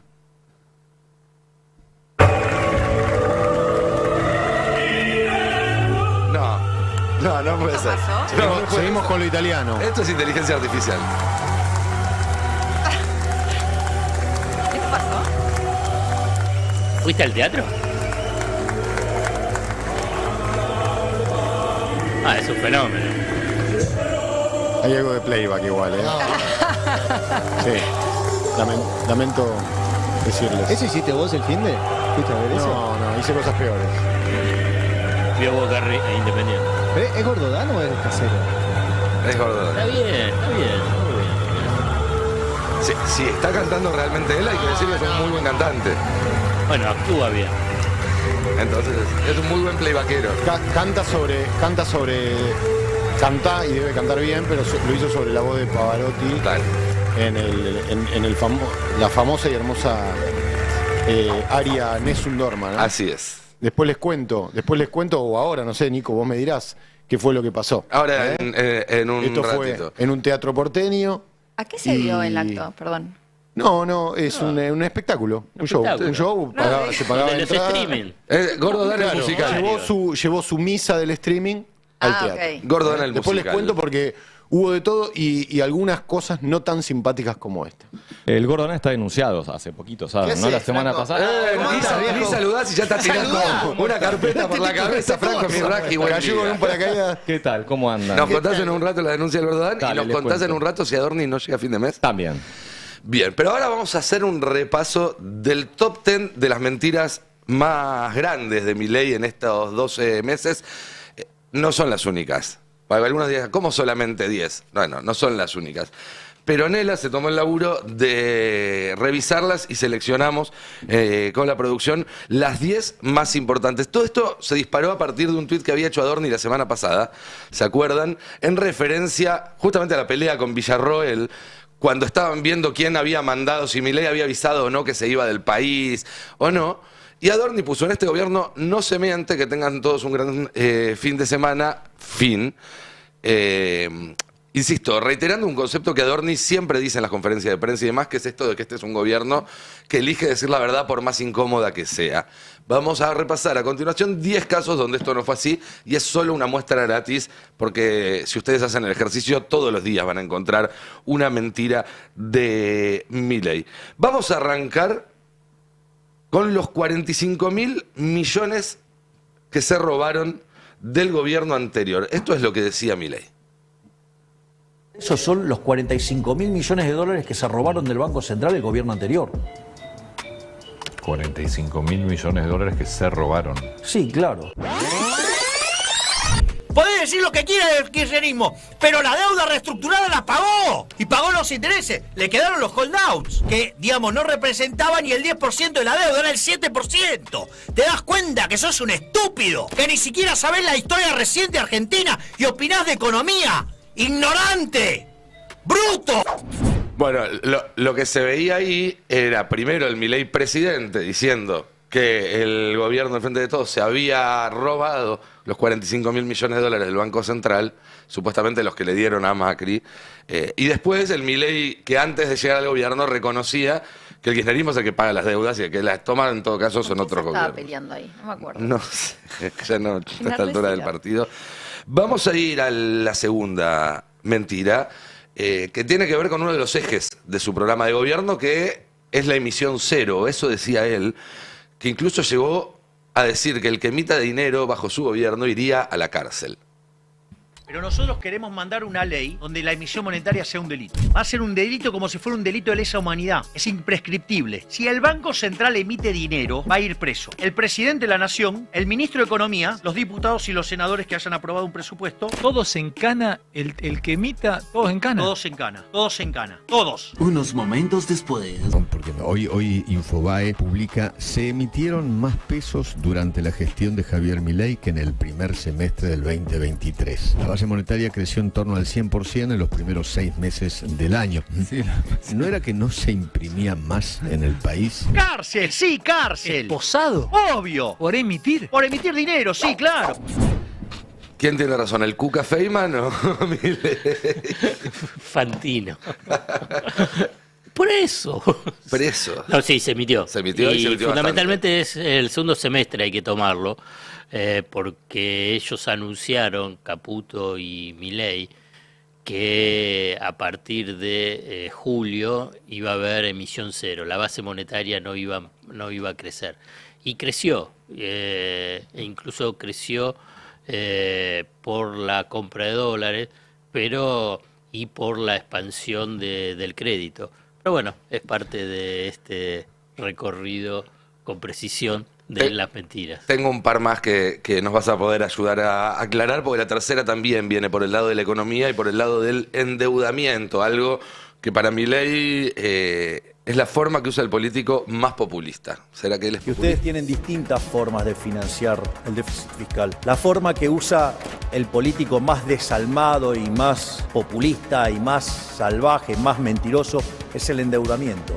El endeudamiento es una forma absolutamente inmoral. Mientras tanto, el gobierno de Javier Milei en 5 meses, ¿no sabe? Estamos tomando del 1 de enero al 31 de mayo del 2024, aumentó la deuda pública, la deuda de administración nacional, en 65.000 millones de dólares. O sea, nos deja una deuda, la deuda más grande que tiene Argentina la tiene Milei. Entonces quiere decir que la fiesta del presente está siendo pagada por el trabajo de personas en el futuro, porque la deuda no son ni más ni menos que impuestos futuros. Te actualizo el número. ¿Son más de 65.000? Sí, son casi 92.000 millones a fines de octubre. A la mierda. Equivalentes en dólares, ¿no? ¿Y eso no todo en dólares, sino que son en pesos, equivalente en dólares, 92.000 millones. En el año aumentó un 25% el endeudamiento del sector público. Es cierto que en dólares, como estuvo pagándole al Fondo Monetario Internacional y a los bonistas, la que está sí nominada en dólares bajó 10.000 millones de dólares, pero el total de la deuda pública del sector público aumentó el equivalente a 92.000 millones de dólares a fines de octubre. Son datos oficiales de la Así Secretaría es. de Finanzas. Y uno puede esperar además que a partir de que en este año que comienza en un par de semanas, Toto tiene que renegociar un montón de vencimientos y lo va a poder hacer con las manos libres a partir del decreto que no lo obliga a conseguir mejores condiciones, ese número va a seguir subiendo. Sí, la tendencia es al alza. La tendencia es al alza. Con Luis Ahora, Caputo. ¿cómo? Con Luis Caputo, digo, no Y, sorprende. claro, ¿qué vas a esperar de una gestión de Caputo si no más deuda? Ahora, empatados en el cuarto y quinto puesto de este top 10, tenemos dos mentiras que van una pegada a la otra. Porque una tiene que ver con los impuestos en general, que Milei decía que eran un robo, y otro con el impuesto a las ganancias en particular, que el propio Milei había votado para sacarlo y luego, como ya sabemos, terminó reponiéndolo. Vamos a ver entonces cuarto y quinto puesto, de este compilado con las mentiras más importantes de Milei en su primer año de gobierno. Para mí los impuestos son un robo. Entonces, como los impuestos son un robo, digo, o sea, yo no podía ser cómplice de eso. Una deuda con la sociedad más tarde. Si bien es un gobierno que tiene la filosofía de que los impuestos son un robo, cierto es que en vez de bajarse los impuestos, se han subido. Y en el listado de suba de los impuestos está la suba del impuesto país, la suba del impuesto a las ganancias, la suba del impuesto a los combustibles y la suba de retenciones. El ministro Massa, adversario suyo, dispuso la rebaja del impuesto a las ganancias, la eliminó prácticamente el impuesto a las ganancias cuarta categoría y la reducción del IVA. Esas dos medidas, ¿se van a sostener o se van a cambiar, van a caducar? O sea, las bajas de impuestos siempre favorecen a la gente. O sea, interpreto que se mantiene entonces esa medida. Obviamente, vamos a ajustar el gasto. Es importante, esas dos reducciones de impuestos se mantienen. Obvio. Unos momentos después. Vamos a hablar del gobierno que finalmente logró la sanción tanto de la ley bases como del paquete fiscal, pero también logró, gracias a los bloques dialoguistas, yo les pondría otro adjetivo, la restitución del impuesto a las ganancias y las reformas de bienes personales.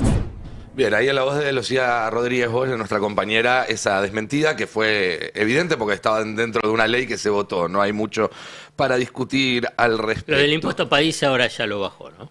Eso lo subió 7,5 al 17,5, lo bajó al 7,5 y ahora la semana próxima ya vence. Salvo que haya algo muy, muy extraordinario a nivel de disposición por parte del Poder Ejecutivo, se elimina. En realidad algo muy extraordinario como una sesión, porque el Congreso tiene que reponerlo. Siempre hay un DNU a mano para... Incluso para temas de impuestos. Inicialmente lo pueden hacer. Mira vos, bien. Bueno, no sea cosa. Puede Pero hacer no cualquier creo. cosa, Milei, con el DNU. Sí, ya a esta altura del partido. Sí. Igual no creo, pues ya dijeron varias veces que iban a avanzar en ese sentido. Vamos a ir a la sexta, porque en campaña Milei decía que si la gente se está cagando de hambre, la comida puede ser gratis.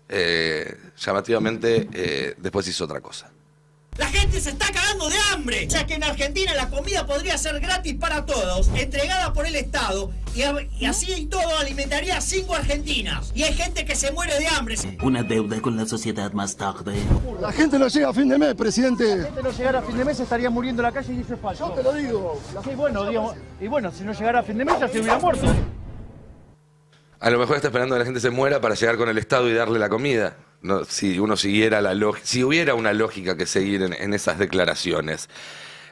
Mentira número 7. Milei prometió terminar con los intermediarios en la política y adivinen qué pasó. Y hay un gobierno que le está dando contención a los vulnerables, que somos nosotros, sí, porque sacamos del medio los intermediarios. Esto fue genial, esto lo vio brillantemente Sandra Petovelo. Es decir, nos dijimos que íbamos a cortar a los intermediarios, cortamos los intermediarios. Varias bromas malas después. Se descubre que el Estado como intermediario usa a la Organización de Estados Iberoamericanos, que encima cobra un porcentaje de 6% por su cargo de intermediación. Entonces, eliminamos a los intermediarios de las organizaciones sociales y sumamos una organización internacional que nadie sabe quiénes son. Y se lleva el 6% de las compras. Son 402 millones. Se lleva a un intermediario 400 palos solamente por intermediario. Caramba. Bueno, vamos llegando al final de este ranking. Nos quedan 3 mentiras más. La siguiente tiene que ver con el tema de los jubilados. Mire qué hijos de puta que son. Este gobierno vino a bajar los impuestos y lo terminó subiendo. Al tiempo que le rompían el orto a los jubilados. Es decir, no les importa nada. Vieron que ellos dicen, no, porque es el gasto social, por esto, el otro. Cuando le tuvieron que romper el culo al jubilado no les importó un carajo. Más tarde en el vacío. Y cada vez que los degenerados fiscales de la política quieran ir a romper el equilibrio fiscal, se los digo yo ahora. Lo dije antes, lo digo ahora y lo voy a repetir hasta el cansancio. Les voy a vetar todo. Me importa 3 carajos. Se ve que la anatomía de los jubilados le resulta menos importante ahora que está en la Casa Rosada. Puesto número 9, Milei.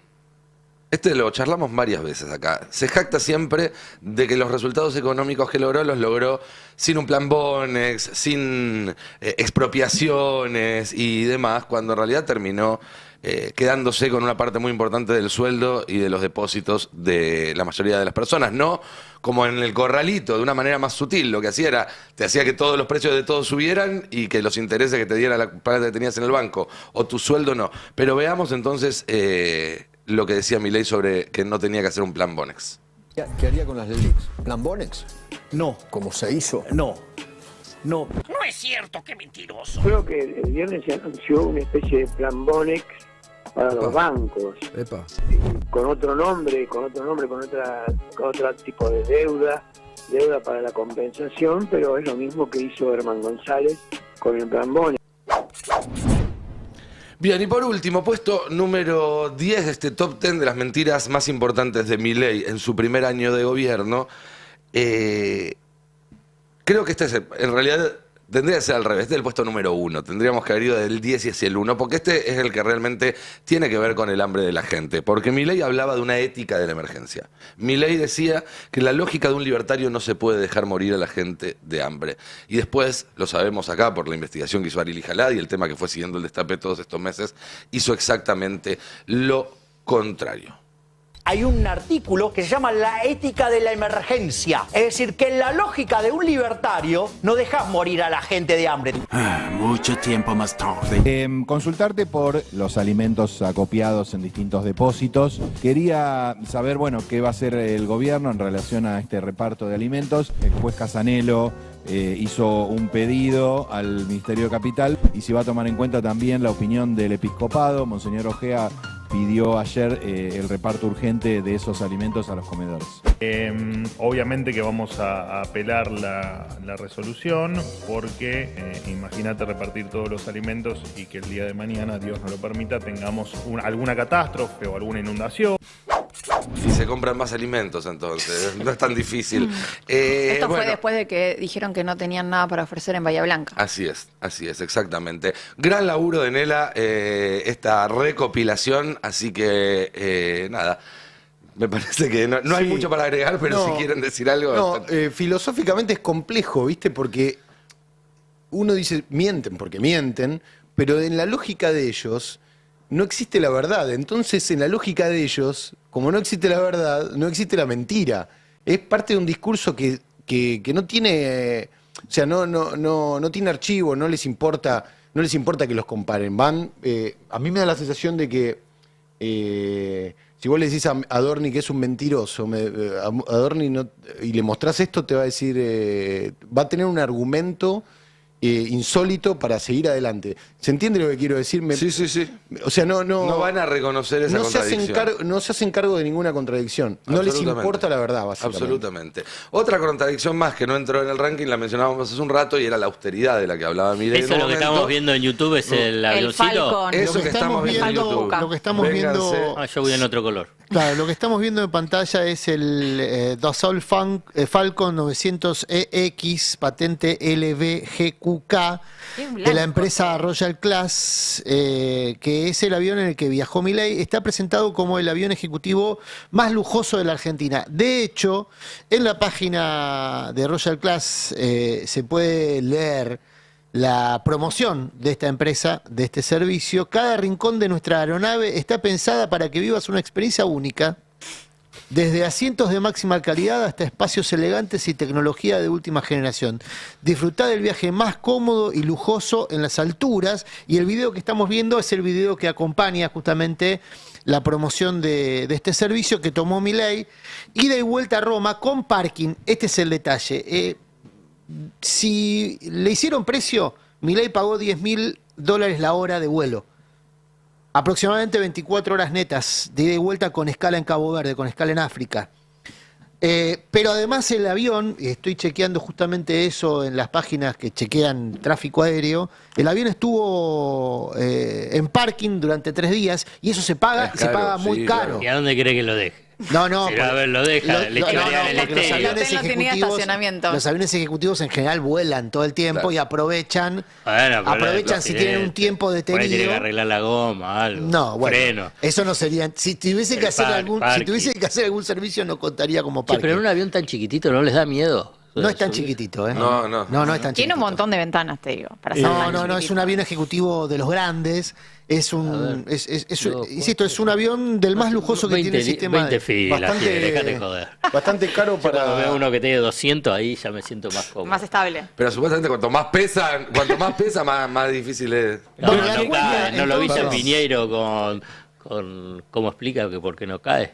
¿Está confirmado quién pagó esto? Vamos a hacer un pedido de acceso a la información el tema pública, es así, ¿no? la cuenta final oficial la vamos a conocer en un Ahora iba a tiempo decir. cuando se haga el desagregado de los gastos de este viaje, que incluyó también un hotel 5 estrellas en Roma, no solamente Claro. este viaje 5 estrellas en... Acá la azafata viene y también te tira la bandeja así, ¿viste? Cuando vos estás ahí te tira Ya la no hay bandeja. bandejas en los vuelos No comerciales. creo. No, No, yo- porque- O sea, un Me viaje- parece que hay un servicio... Desayuno, Hay un te servicio- despiertan, ¿viste? Estoy No durmiendo. creo, ¿Y no qué, creo. qué sacó el presidente de este viaje?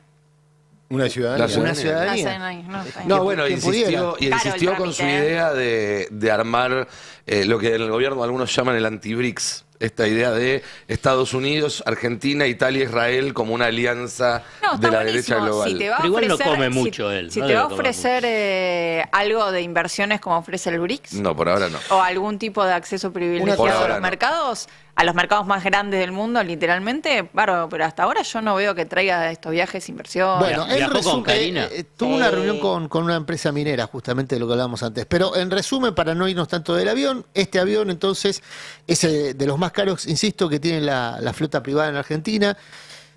$240.000 tiene internet, tiene internet. a Bueno, valor eso de de eso mercado quería contar, perdón. y Ya que- 300.000 con parking. ¿Sí? Más o menos eso daría la cifra a valores de mercado, siendo o sea, amables con no el alcanza precio. ni la mochila de Cuader. No. No pide Puede, descuento. no llega. No llega. No llega. Por eso queda claro que la cuota de esa cuota era una cuota, era barata. Puesto menor. Puesto menor. No, Santiago, pasó con Santiago internet? Fioriti en Clarín, en la columna de ayer, contaba que no tenía wifi el avión y Milei estaba a las recontraputeadas porque no le andaba el wifi. Y por $300.000 poneme Claro, wifi. Por supuesto, Sí. por eso la parada técnica que La hicieron isla de Sal. en la isla de Sal. No consta duró- la parada. Yo lo leí a Fioriti. Bueno, viste que te cuento lo que dice para que no quede. No consta 300 lucas y en sin el internet. manifiesto. Pará. Estaba recaliente, entonces, mucho lujo, pero demoró poco la- práctico, ¿eh? En el manifiesto no consta. En el manifiesto consta una parada en Cabo Verde. Correcto, en la isla de Sal en Cabo Verde. Mirá, tiene razón.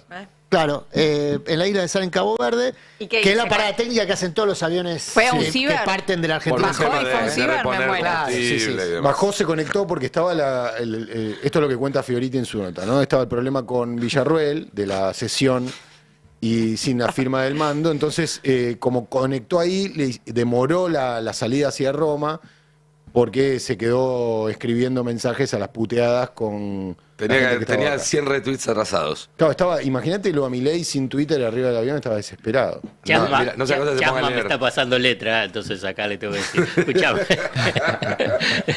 El mejor bodegón, el peor bodegón de Argentina tiene el wifi. Le agarras y le dice, me puede decir el wifi. No creo que no tenga wifi este avioncito. Claro, Milanesa 2020 y ahí Y además, entramos. Tal si vez no tenía le que probar andaba, con mínimo desenchufar y consigue un volver a descuento. enchufarlo. Sépanlo. claro. No Che, puede ser esto. hablemos un poco de economía. Hablemos un quiero poco de. seguir con esto. Bueno, Es más divertido. ¿qué hacemos con el plazo fijo? ¿Dónde hay que poner la plata para llegar a poder alquilar un avión como ese? El Zaira? plazo fijo UBA.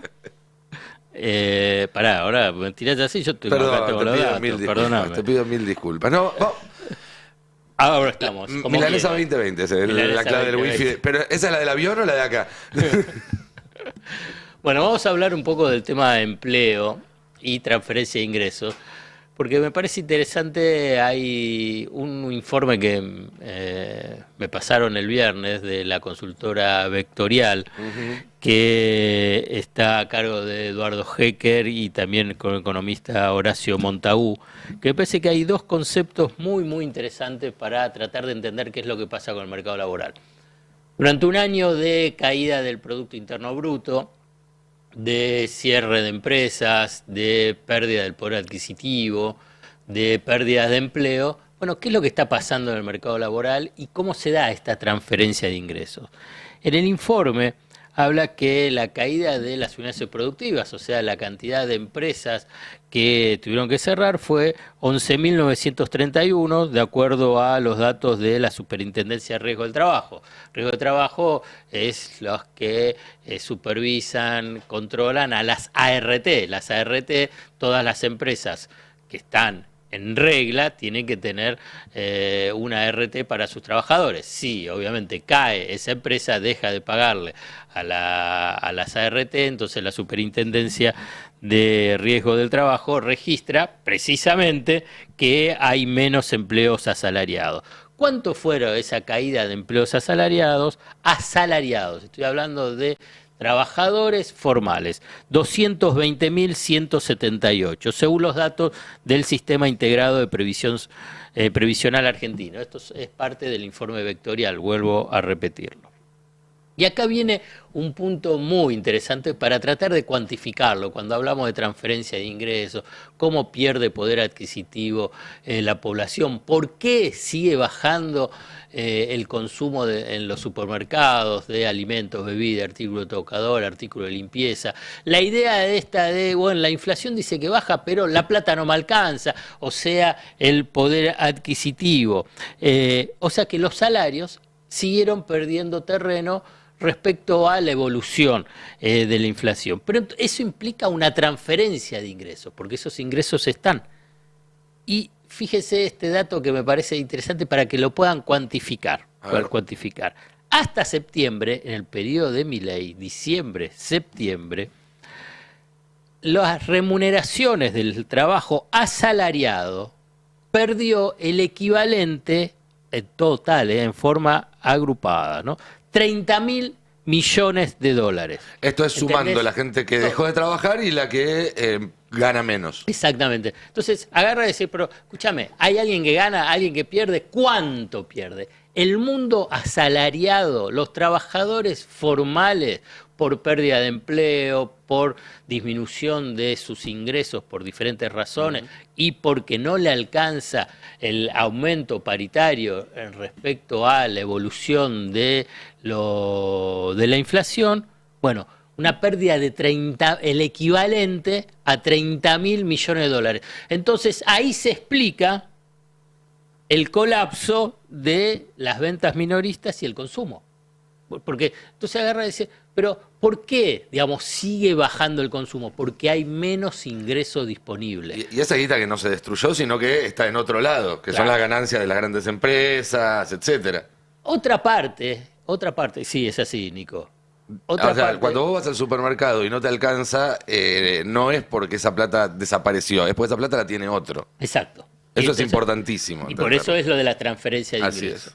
Entonces, otro aspecto vinculado con el mercado laboral y que yo hace varios meses, de acuerdo a los comportamientos tradicionales del mercado laboral, es que la secuencia que tienen las empresas es, en un primer momento, frente a la crisis y esta caída que yo te estoy mencionando, dicen, bueno, no es que voy a despedir personal, lo suspendo, bajo las horas extras, adelanto vacaciones, jubilaciones anticipadas, disminución de turnos. ¿Por qué? Porque está esperando las empresas para la recuperación de la economía.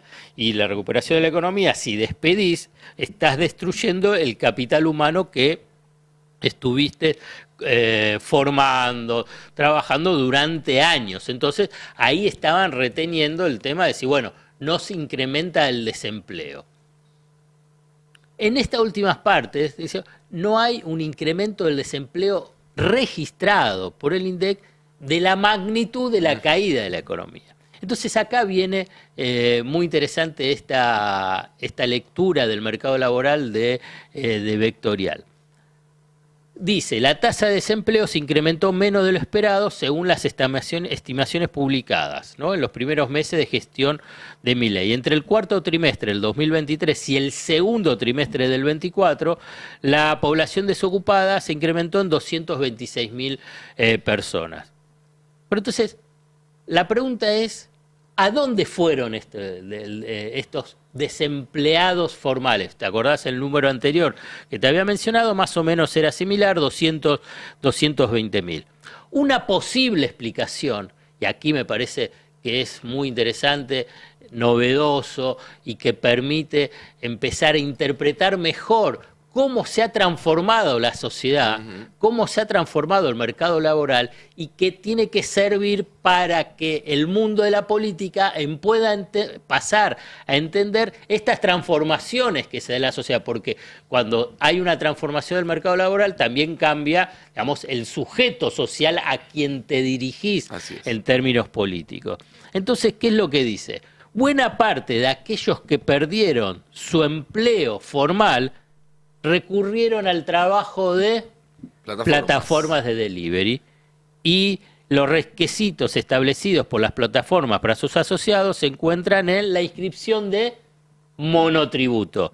Y entonces cuando ves cómo fue la evolución del monotributo en este periodo que te mencioné de Milei, se incrementó en 153.753. Claro. O sea que lo que vos ves es una transferencia de ese trabajador formal, registrado, con derechos previsionales, derechos sociales, derechos de acceso a la salud a través de su gremio, a un monotributista.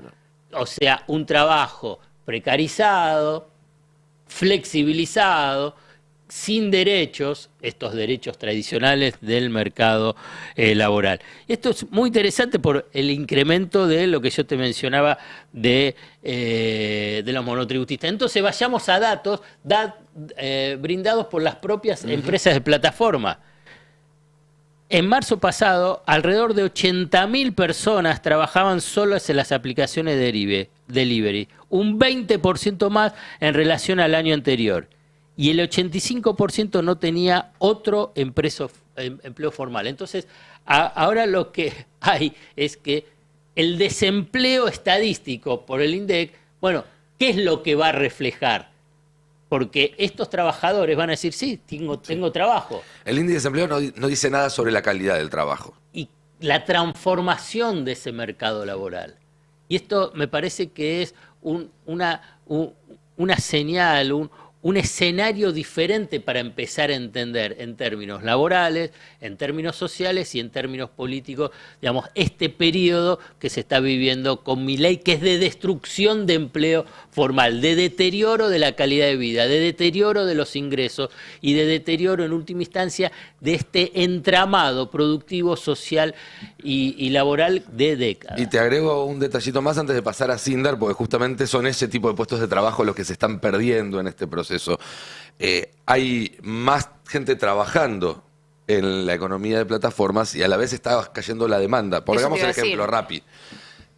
Hoy Rappi vende no tengo el número exacto, pero digamos, insisto, les pido disculpas, no tengo acá el dato, pero digamos un 20% menos que el año pasado. Y tiene un 20% más de repartidores. Esa es una forma de precarización donde no hay nadie precarizando, no hay nadie tomando la decisión de precarizar, sino que simplemente se reparte lo menos que hay entre una mayor cantidad de gente, y ese también es un problema porque las expectativas de cuánto podés llegar a ganar caen, tenés que laburar más, tenés que laburar en peores condiciones. Los algoritmos que no hay nadie precarizando? No, hay alguien precarizando, pero a lo que voy es, al haber, por un lado, una baja, una retracción del consumo que no decide una sola persona, sino que es un efecto de la situación económica. Hay menos demanda y más oferta de ese trabajo, del trabajo de repartir, entonces cada repartidor tiene menos laburo. A eso me refiero. No, porque estoy pensando en España, que ya dieron vuelta a campana en este debate, están formalizando los trabajadores no de solo en plataforma. España, en California también. Y estaba pensando en Brasil. Porque se considera que efectivamente alguien los está precarizando, que son los capitalistas que desarrollan esta plataforma. No quise decir que no había explotación o que no había pero digo, pero está bien, Pero porque la intermediación digital del vínculo laboral hace que muchos trabajadores consideren que no hay un patrón. Exacto. Que el patrón es el teléfono, y no, el patrón no es el teléfono. Hay un patrón. Pero vos fíjate cómo avanza, disculpame una cosa, que porque estás hablando de las plataformas, lo que también está buscando el gobierno en la desregulación de el transporte de pasajeros es que, bueno, desempleado, antes ibas al parripollo, ibas a hacer el kiosco, y dices, bueno, comprate un auto y pasás a hacer la changa 2.0, digamos. Claro, pero no es dentro de Uber, Cabify o Didi. Entonces, es decir, vos solo. Entonces, ¿cuántas personas, te puedo pedir si repetís el dato de cuántas personas pasaron del estado trabajador formal a trabajador de plataforma? Porque ese número me parece que... de monotributistas se inscribieron 153.700. En este periodo, bueno, el monotributismo está creciendo sostenidamente desde hace tiempo, no es un fenómeno del presente. Y se supone que Milei emerge como figura política ante el disgusto de los trabajadores precarizados. Porque hay cierta romantización de la precarización laboral que se busca imponer desde hace tiempo, ¿no? Como sé tu propio jefe. El emprendedorismo. No hay una idea de romantizar al trabajador precarizado. Laburás cuando querés. Que yo creo que forma parte de la batalla, de la famosa batalla cultural. Claro, te lo dicen. Pero fíjate que emerge del trabajador precarizado un personaje como Milei, que lo que se propone es romper todo, un romper todo que involucra ese estado de precarización. Lo que propuso él es, si vos ya no tenés esos derechos, vas a pelear por derechos que vos no tenés y que nunca vas a tener. Un poco les dijo eso. No, eso es para demonizar a la representación sindical. Ahora, que se demoniza sola, además, no hace falta que... Fuimos con el Destape a cubrir las elecciones de Brasil, uno de los grandes debates que estaba sucediendo en la cúpula de su CGT, especialmente en los sindicatos más aliados de Lula, y tuvimos entrevistas y nos lo dijeron, es que la primera reforma que le iban a pedir a Lula es que de alguna manera reglamenten ese sector de informales de plataforma, porque ellos lo querían empezar a tener, o sea, querían empezar a tener un vínculo con ese sector de trabajadores que ellos reconocían que habían perdido. Y de hecho fue una de las primeras medidas que hizo Lula. Digo porque empecemos también a ver, ¿no?, los actores políticos, sociales, sindicales de Argentina, ¿dónde tienen que empezar a poner la mirada? ¿Qué proyectos tienen que empezar? Digo, porque esto fue un debate en países donde ya estaba mucho más avanzado. Y los sindicatos asumieron su responsabilidad de que habían dejado de representar un sector de la sociedad. Y hicieron un proyecto conjunto con quien en ese momento después terminó siendo el presidente, con una extracción sindical. Yo no estoy viendo a la CGT planteando esa discusión de la mano del peronismo. Bueno, cuando decimos hay que reorganizar, hay que hacer una propuesta, ¿no? ¿Qué le estamos proponiendo como contraoferta? Bueno, me parece que esto es uno de los temas, porque si no, seguimos alimentando lo que fue uno de los electorados más... descontento. Ahora, y más simpatizante de Milei en las elecciones. Digo, el dato lo publicó Rodrigo Núñez el 9 de noviembre. El consumo de aplicaciones de reparto como Rappi y Pedido Ya se desplomó 40%. 40, yo dije 20, me quedé cortísimo. Pero se desploma porque para mí el consumidor es el desempleado que no puede acceder al consumo. Por eso quería preguntar a Alfredo, porque me parece muy interesante el informe vectorial. Porque si sumaron 150.000 trabajadores a plataformas de los desempleados, estoy viendo que la tasa de desempleo pasó de un punto 4. Un punto, sí. Un punto 4. Sí. Un punto 4 es casi 1 millón de trabajadores. Sí, pero lo que tenés es que con la destrucción que tuviste de la economía, todos esperaban que la tasa de desempleo sea todavía mayor. Está bien, pero pará, 1 millón de trabajadores... No significa que no hubo incremento. ¿No hubo creación de empleo? No, tenés destrucción de empleo. Por eso, la previsión para abril era que se iban a destruir este año 700.000 empleos. Hubo construcción de monotributistas, si querés. Claro, pero 150.000 monotributistas. ¿Y los otros dónde están? Desempleado. O haciendo changa también. Pero la Eso tasa no está de registrado en el También monotributo. tenés También el tenés informal otros. a la antigua también. O digamos. que directamente no salió a buscar. Yo digo que la empleo. distancia es enorme entre el que accede a la plataforma 150.000 y casi un palo desempleado. Hay una multitud de personas desocupadas y desempleadas. Sí, no, claro que sí. Y en el ahora- caso de Asindar, suspendidas Eso. también. Pongamos el ojo en Asindar porque es el tipo de empleo que hace que un país crezca, el empleo con valor agregado, el empleo con derechos, el empleo bien pagado. No, y un sector que además avisó que esto iba a pasar, ¿no? Acá lo comentamos cuando Pagolo Roca en su momento le dijo, y vos Alfredo lo mencionás al principio, de tener una competencia más, ¿cómo dijo? De Una cancha más nivelada. Sí, sí. Bueno, es que estaba hablando de la apertura que anunció a mediados de año, julio, agosto, el gobierno para facilitar, para bajar los aranceles de las importaciones de acero, aluminio, etcétera, etcétera. Bueno, según las cifras de INDEC de octubre, si no me equivoco, ya se ve en la variación interanual una baja de exportaciones y una suba de las importaciones en lo que es acero. Así es. Y lo que vemos es que esto está teniendo, por lo menos así lo dicen delegados y trabajadores de Asindar, de la planta Villa Constitución en el sur de Rosario, está teniendo efecto en la producción de acero de Asindar, que volvió a repetir suspensiones masivas como había hecho a mediados de año. Les informaron el fin de semana que más de 700 trabajadores eran suspendidos nuevamente, o sea que van a pasar las fiestas sin trabajo. Esto está, si no me equivoco, es alrededor de un 10% de la planta de trabajadores nacional que tiene Asindar, que pertenece a un grupo que es el segundo, ¿no? Productor. ArcelorMittal. Exactamente. Es de origen indio. Indio y pero brasileño. tiene mucha participación en Brasil. Bueno, ellos habían advertido también a través de creo que fue de la UIA, que habían hecho también declaraciones pidiendo que pongan aranceles, porque ellos el argumento que dice Asindar es queremos competir, pero es imposible competir con China. Entonces tengamos una competencia inteligente. Te hago una comparación, digamos. El alambrón, que es importante, ¿viste? Es ese alambre, digamos, para la construcción que ves y para otro tipo, pero vinculado con la construcción, si lo traen de China, puesto en el mercado, es 5.800 pesos. Hecho por Asindar u otros, también Techin, 10.000 pesos. Claro, casi el doble. Entonces esto es lo que hace como decir, bueno, si te entra el producto chino, quedas totalmente desplazado. Claro, Aparte, para que tengan una dimensión, China pasó del 2000 al 2023 a representar entre el 15% del mercado global al 54%.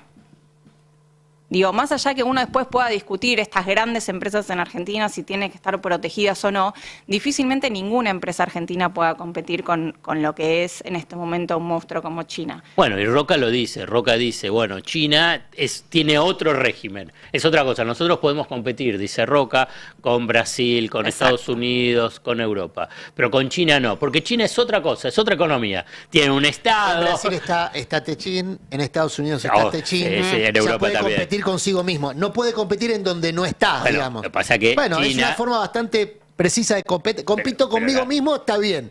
Si compito contra No, pero otro, por está eso- mal. pero por eso digo que- Pero el concepto, Sí. discúlpame, Laura. Yo digo, en la pero lógica de el concepto ellos, China, el concepto de China dice, bueno, ahí hay un Estado.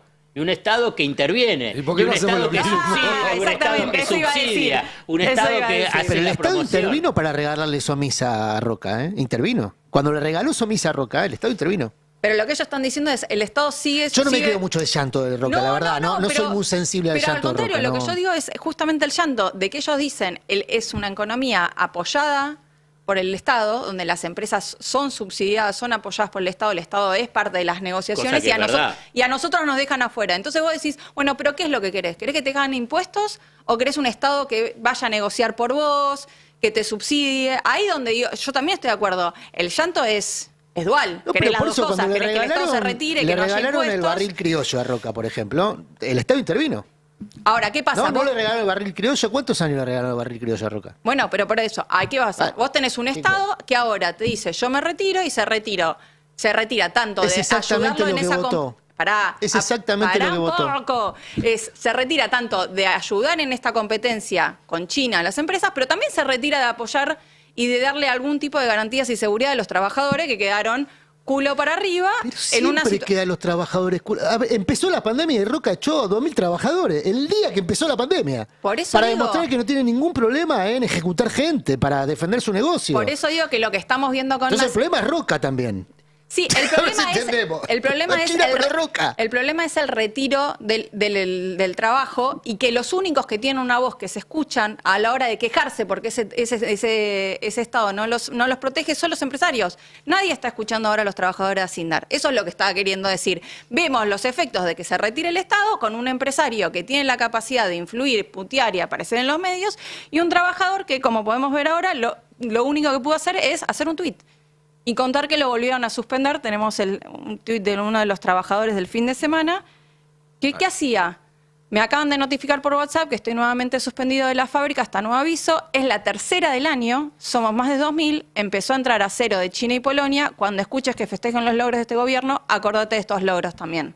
Bueno, eso es lo que yo quería mostrar. Quería mostrar que mientras escuchamos el reclamo de Paolo Roca en un acto donde aparece, donde por lo menos tiene la capacidad de acceso a un Milei, estamos viendo que en algunas de las empresas más poderosas del país siguen las suspensiones, obviamente vinculada a que la obra pública no remonta, a que la construcción tampoco termina de levantar y ahora también por la apertura que los propios sectores que tienen buenos vínculos con el gobierno dijeron que iba a pasar. Y en este contexto además hay que decir que las suspensiones son el preámbulo de algo peor.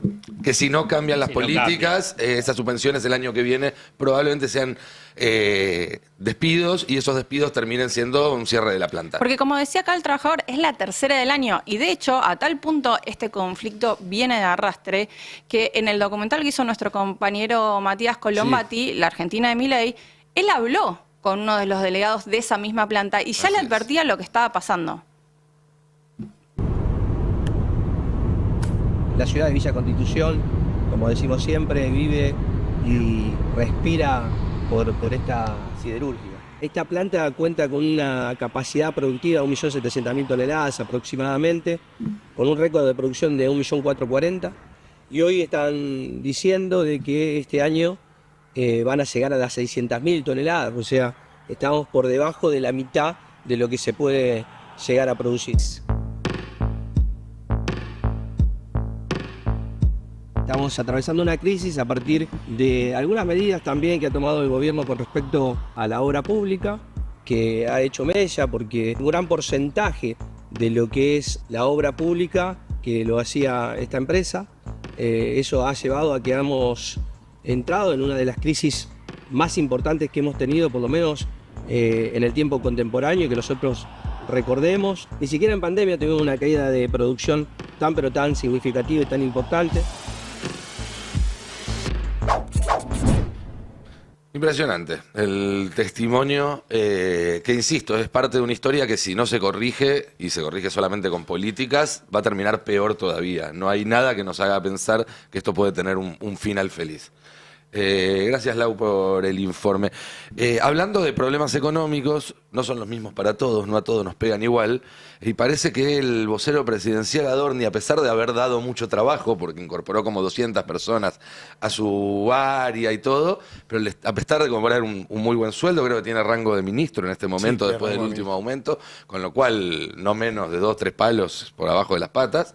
¿Y aún así le está costando llegar a fin de mes? ¿Cómo es eso? A ver, Adorni, el vocero presidencial, presentó su declaración jurada 2023, la anual, fuera de término, con inconsistencias y con préstamos familiares para justificar miles de dólares. ¿Cómo? A ver, vamos a explicar cómo funciona esta cuestión, por qué vemos en la placa que hay un aumento patrimonial del 500%, cuando asume a la función pública. Adorni y todo funcionario presenta una declaración jurada inicial que da cuenta de los bienes, el dinero y demás que posee.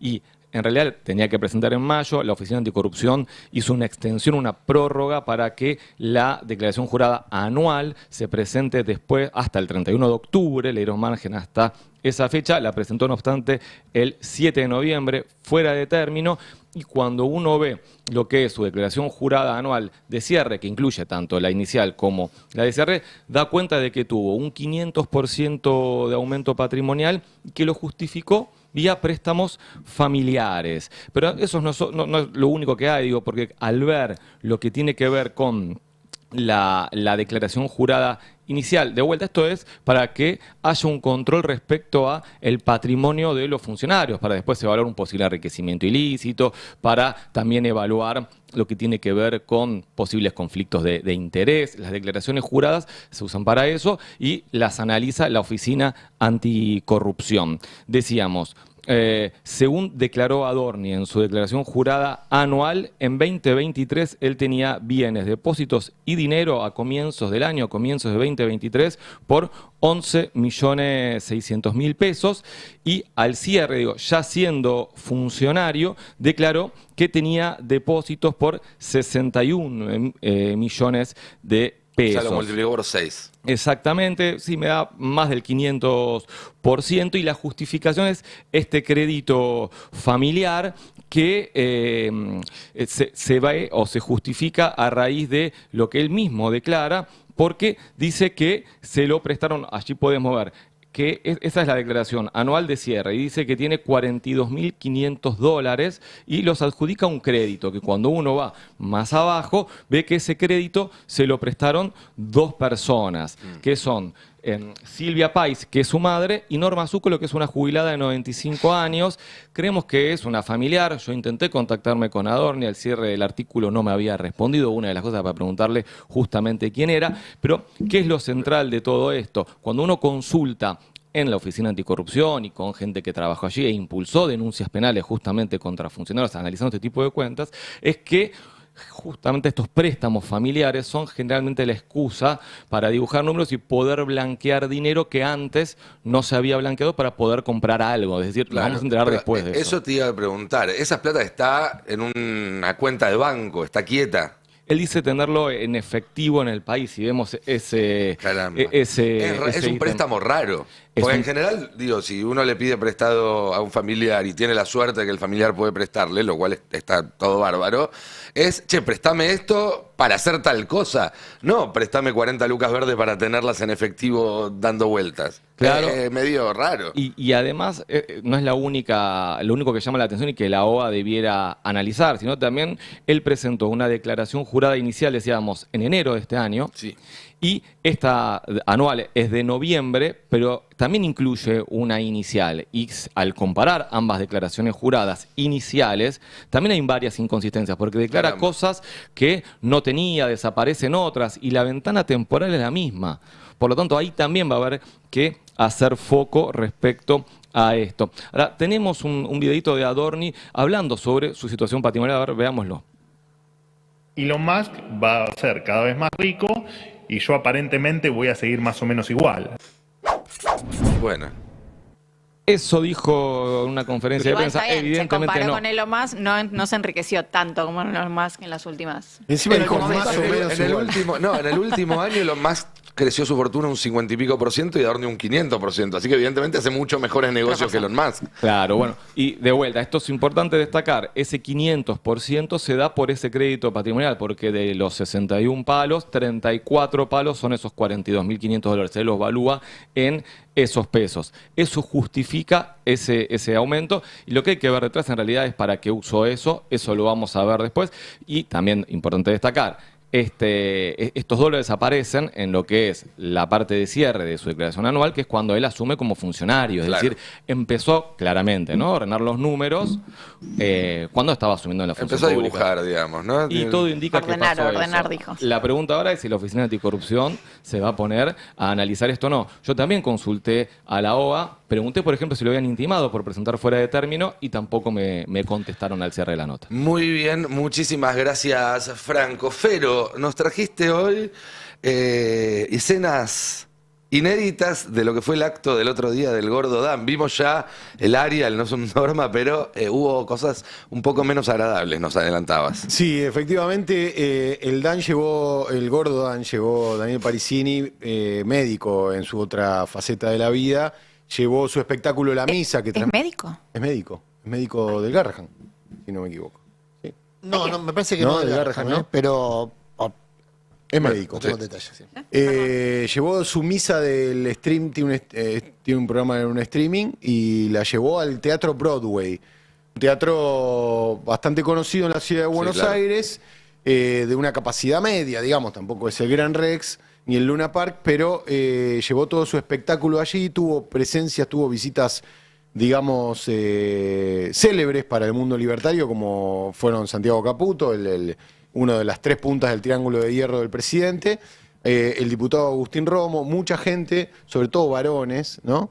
Y bueno, Dan llevó ese espectáculo que tuvo una entrada triunfal un poco agresiva, bien del estilo de este grupo libertario, libervirgos, gordos, libertarios, no sé cómo se autoperciben, que si quieren lo vemos. Es el primero de los tapes que le marqué, a ver, esperá que, perdón, sí, es del 08. Así, fíjense cómo entraba. Yo solo le vengo a decir, me chupa la pija, la opinión de los cucas, me chupa la pija, la opinión de los No pega la canción. Eso es lo que me hace lo que me hace peor. De hecho, la opinión de los cucas, para hablar hay que ganar.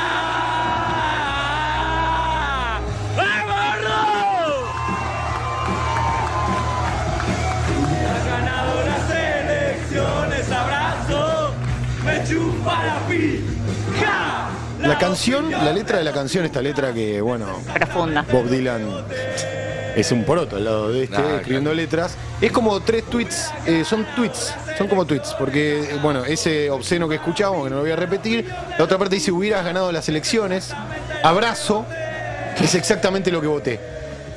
Esa es la letra. Para hablar hay que ganar, hubieras ganado las elecciones. Como diciendo, si no ganas las elecciones, quédate callado 4 años. Exactamente. Es ridículo. Ese ¿no? parte de la lógica literaria de los tweets que tiene el mundo troll libertario. Te decía que no fue simpático porque en un momento, ahora vamos a ver otros videos, pero en un momento Agustín Romo dijo, el diputado provincial, jefe de bloque, dijo, el que no se mueve es gay. Dijo, el que se mueve es gay, y se quedó absolutamente todo el teatro quieto, como cumpliendo esa premisa, y parte del show fue, ahí se movió uno, se movió puto, puto, y le empezaron a gritar puto, todo el teatro gritándole puto a una persona. Es realmente, no sé si es para reírse o para llorar. No, si lo hubieras descrito como una situación que sucedió en una sala de 4 de un jardín de infantes, ya hubiera sido bastante lamentable, pero pensar que esta es la gente que gobierna. Vos decís, estaba Santiago Caputo. Santiago Caputo es el jefe del Gordo Dan. Había funcionarios. Agustín Romo, diputado, y estaba Santiago Caputo, entre los que, por ejemplo, contó en una muy buena crónica que hizo Matías Moreno en La Nación, que además después de eso, dice, voy a leer textual la nota de Moreno, la crónica de Moreno sobre esto, dice, enseguida, después de lo que acabamos de comentar, enseguida aparece en la pantalla un video que se burla del periodista Ernesto Tenenbaum. Desde su silla, Dan asusa con gestos la ola de abucheos. Luego es el turno de Luis Novarecio, reconocido gay, ¿no? De quien se mofan por su orientación sexual en un informe satírico que protagoniza Francisco Pirovano, apodado Piro. En distintos tramos hacen comentarios racistas y homofóbicos. Esto está escrito en la Nación. ¿Vieron que me quiere meter preso? Lanza Parisini con una sonrisa socarrona en alusión a una demanda de FOPEA por hostigamiento digital, que seguramente es lo que ibas No, hay otra que fue el jueves por organismos de derechos humanos, justamente por estos temas, por intimidación pública, incitación a la violencia colectiva, con referencias al tema del nazismo, a esto de la homosexualidad, digo, está en línea con eso. Esto es fascismo de manual. Exacto. Esto es fascismo de manual. Y las denuncias que están habiendo penales son por esos temas. Ahí tenemos una foto del momento de estas arengas homofóbicas, racistas, clasistas, en los que se pueden ver a Romo y Caputo. Es la 12. Ahí está, mirá. Romo es el que está alentando parado. Ahí tenemos un pequeño video.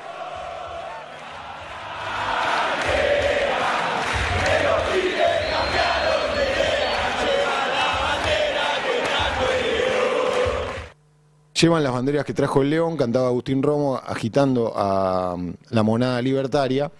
Y ahí al lado de él estaba Santiago Caputo con una camisa, ahí siendo una especie de celebridad, digamos, ¿no? Sí. Estamos hablando de una de las 3 personas más poderosas del gobierno.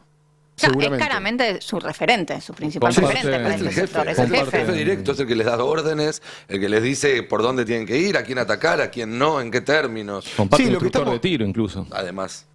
Comparten instructor de tiro, exactamente. Sí, lo que vemos acá es la condensación de todo eso que se ve, sobre todo en el hostigamiento del mundo troll de las redes sociales, especialmente la red social X, y también un poco llevado al vivo lo que se proyecta en la pantalla del Stream Carajo, en este programa que se llama La Misa, que lo tuvo a Milei el miércoles pasado. La semana pasada, digamos, consolidando un poco la importancia de Dan, de quien además se habla de que va a ser candidato. Podría ser uno de los candidatos. Así es. Bueno, y como cierre, Dan, como todo megalómano, cumplió el deseo de cantar ópera, que era algo que él había tuiteado hace un tiempo. Mi sueño es cantar ópera en vivo. Bueno, y no sé si lo quieren escuchar de vuelta. Un poquito. Un poquitito, apenitas. Haciendo un poquito de playback de Pavarotti. Mirá, a ver.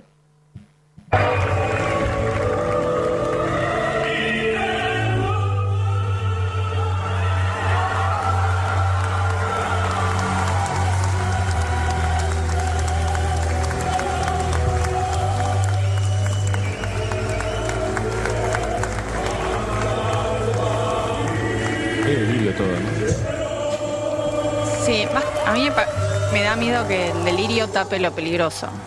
Es que ahí hay algo. Porque yo no paro de pensar cómo las personas que aparecieron en la pantalla y fueron atacadas, después tienen que trabajar al lado de periodistas que hacen como que esto es normal. Ellos mismos hacen que como que esto es normal muchas veces. El nivel de normalización del racismo, de la misoginia, de la xenofobia, es para mí, es lo que más me preocupa. Es porque que eso iba a comentar. Esto no es una maniobra distractiva. Esto no es para que se hable de esto y no de los medicamentos. Esto es la batalla cultural, y la batalla cultural es ir convenciéndonos a los argentinos de cosas de las que no estábamos convencidos. Esta gente que no cree en la democracia. Y si hoy salieran a la calle a decir, dejamos de ser una democracia, la gente lo rechazaría. El trabajo de ellos es que la gente deje de rechazar esas ideas para después poder llevarlas a la práctica. Ese es el trabajo de Caputo y esos son los ejecutores de ese plan. Y a mí me interesa, a veces uno entra en la duda de qué pasa cuando en esa especie de encerrona en la que entramos a veces los periodistas, de qué pasa. Si lo estoy mostrando, estoy expandiendo la idea o estoy mostrando algo para que pensemos y reflexionemos sobre eso. Porque una de las cosas que me parece es que yo empecé a seguir bastante el stream un poco para entenderlos. Y pareciera, la sensación es que se toman en joda. Es como que lo de que el que no se mueve es puto es en joda, no sé qué. Pero no es así. Y son batallas que uno piensa que están ganadas, pero no están ganadas. Hay que defenderlas. Todos los días hay que defenderlas porque no están ganadas, o por lo menos no están ganadas para siempre. Como ellos no tienen ganado el poder para siempre, estas batallas no están ganadas para siempre. Hay que tener cuidado. Si me permiten, cierro con un tuit que me parece que detrás de todo esto, que parece medio en joda, medio en serio, que hacen estos chicos, o no tan chicos, subyace una idea conservadora. Antes de ese tuit, para mí, yo también me planteo lo de la encerrona. Para mí es clave que en este momento, teniendo la mayoría de los medios no problematizando esto o no problematizándolo en toda su dimensión política real y planteándolo como que son 3 pibes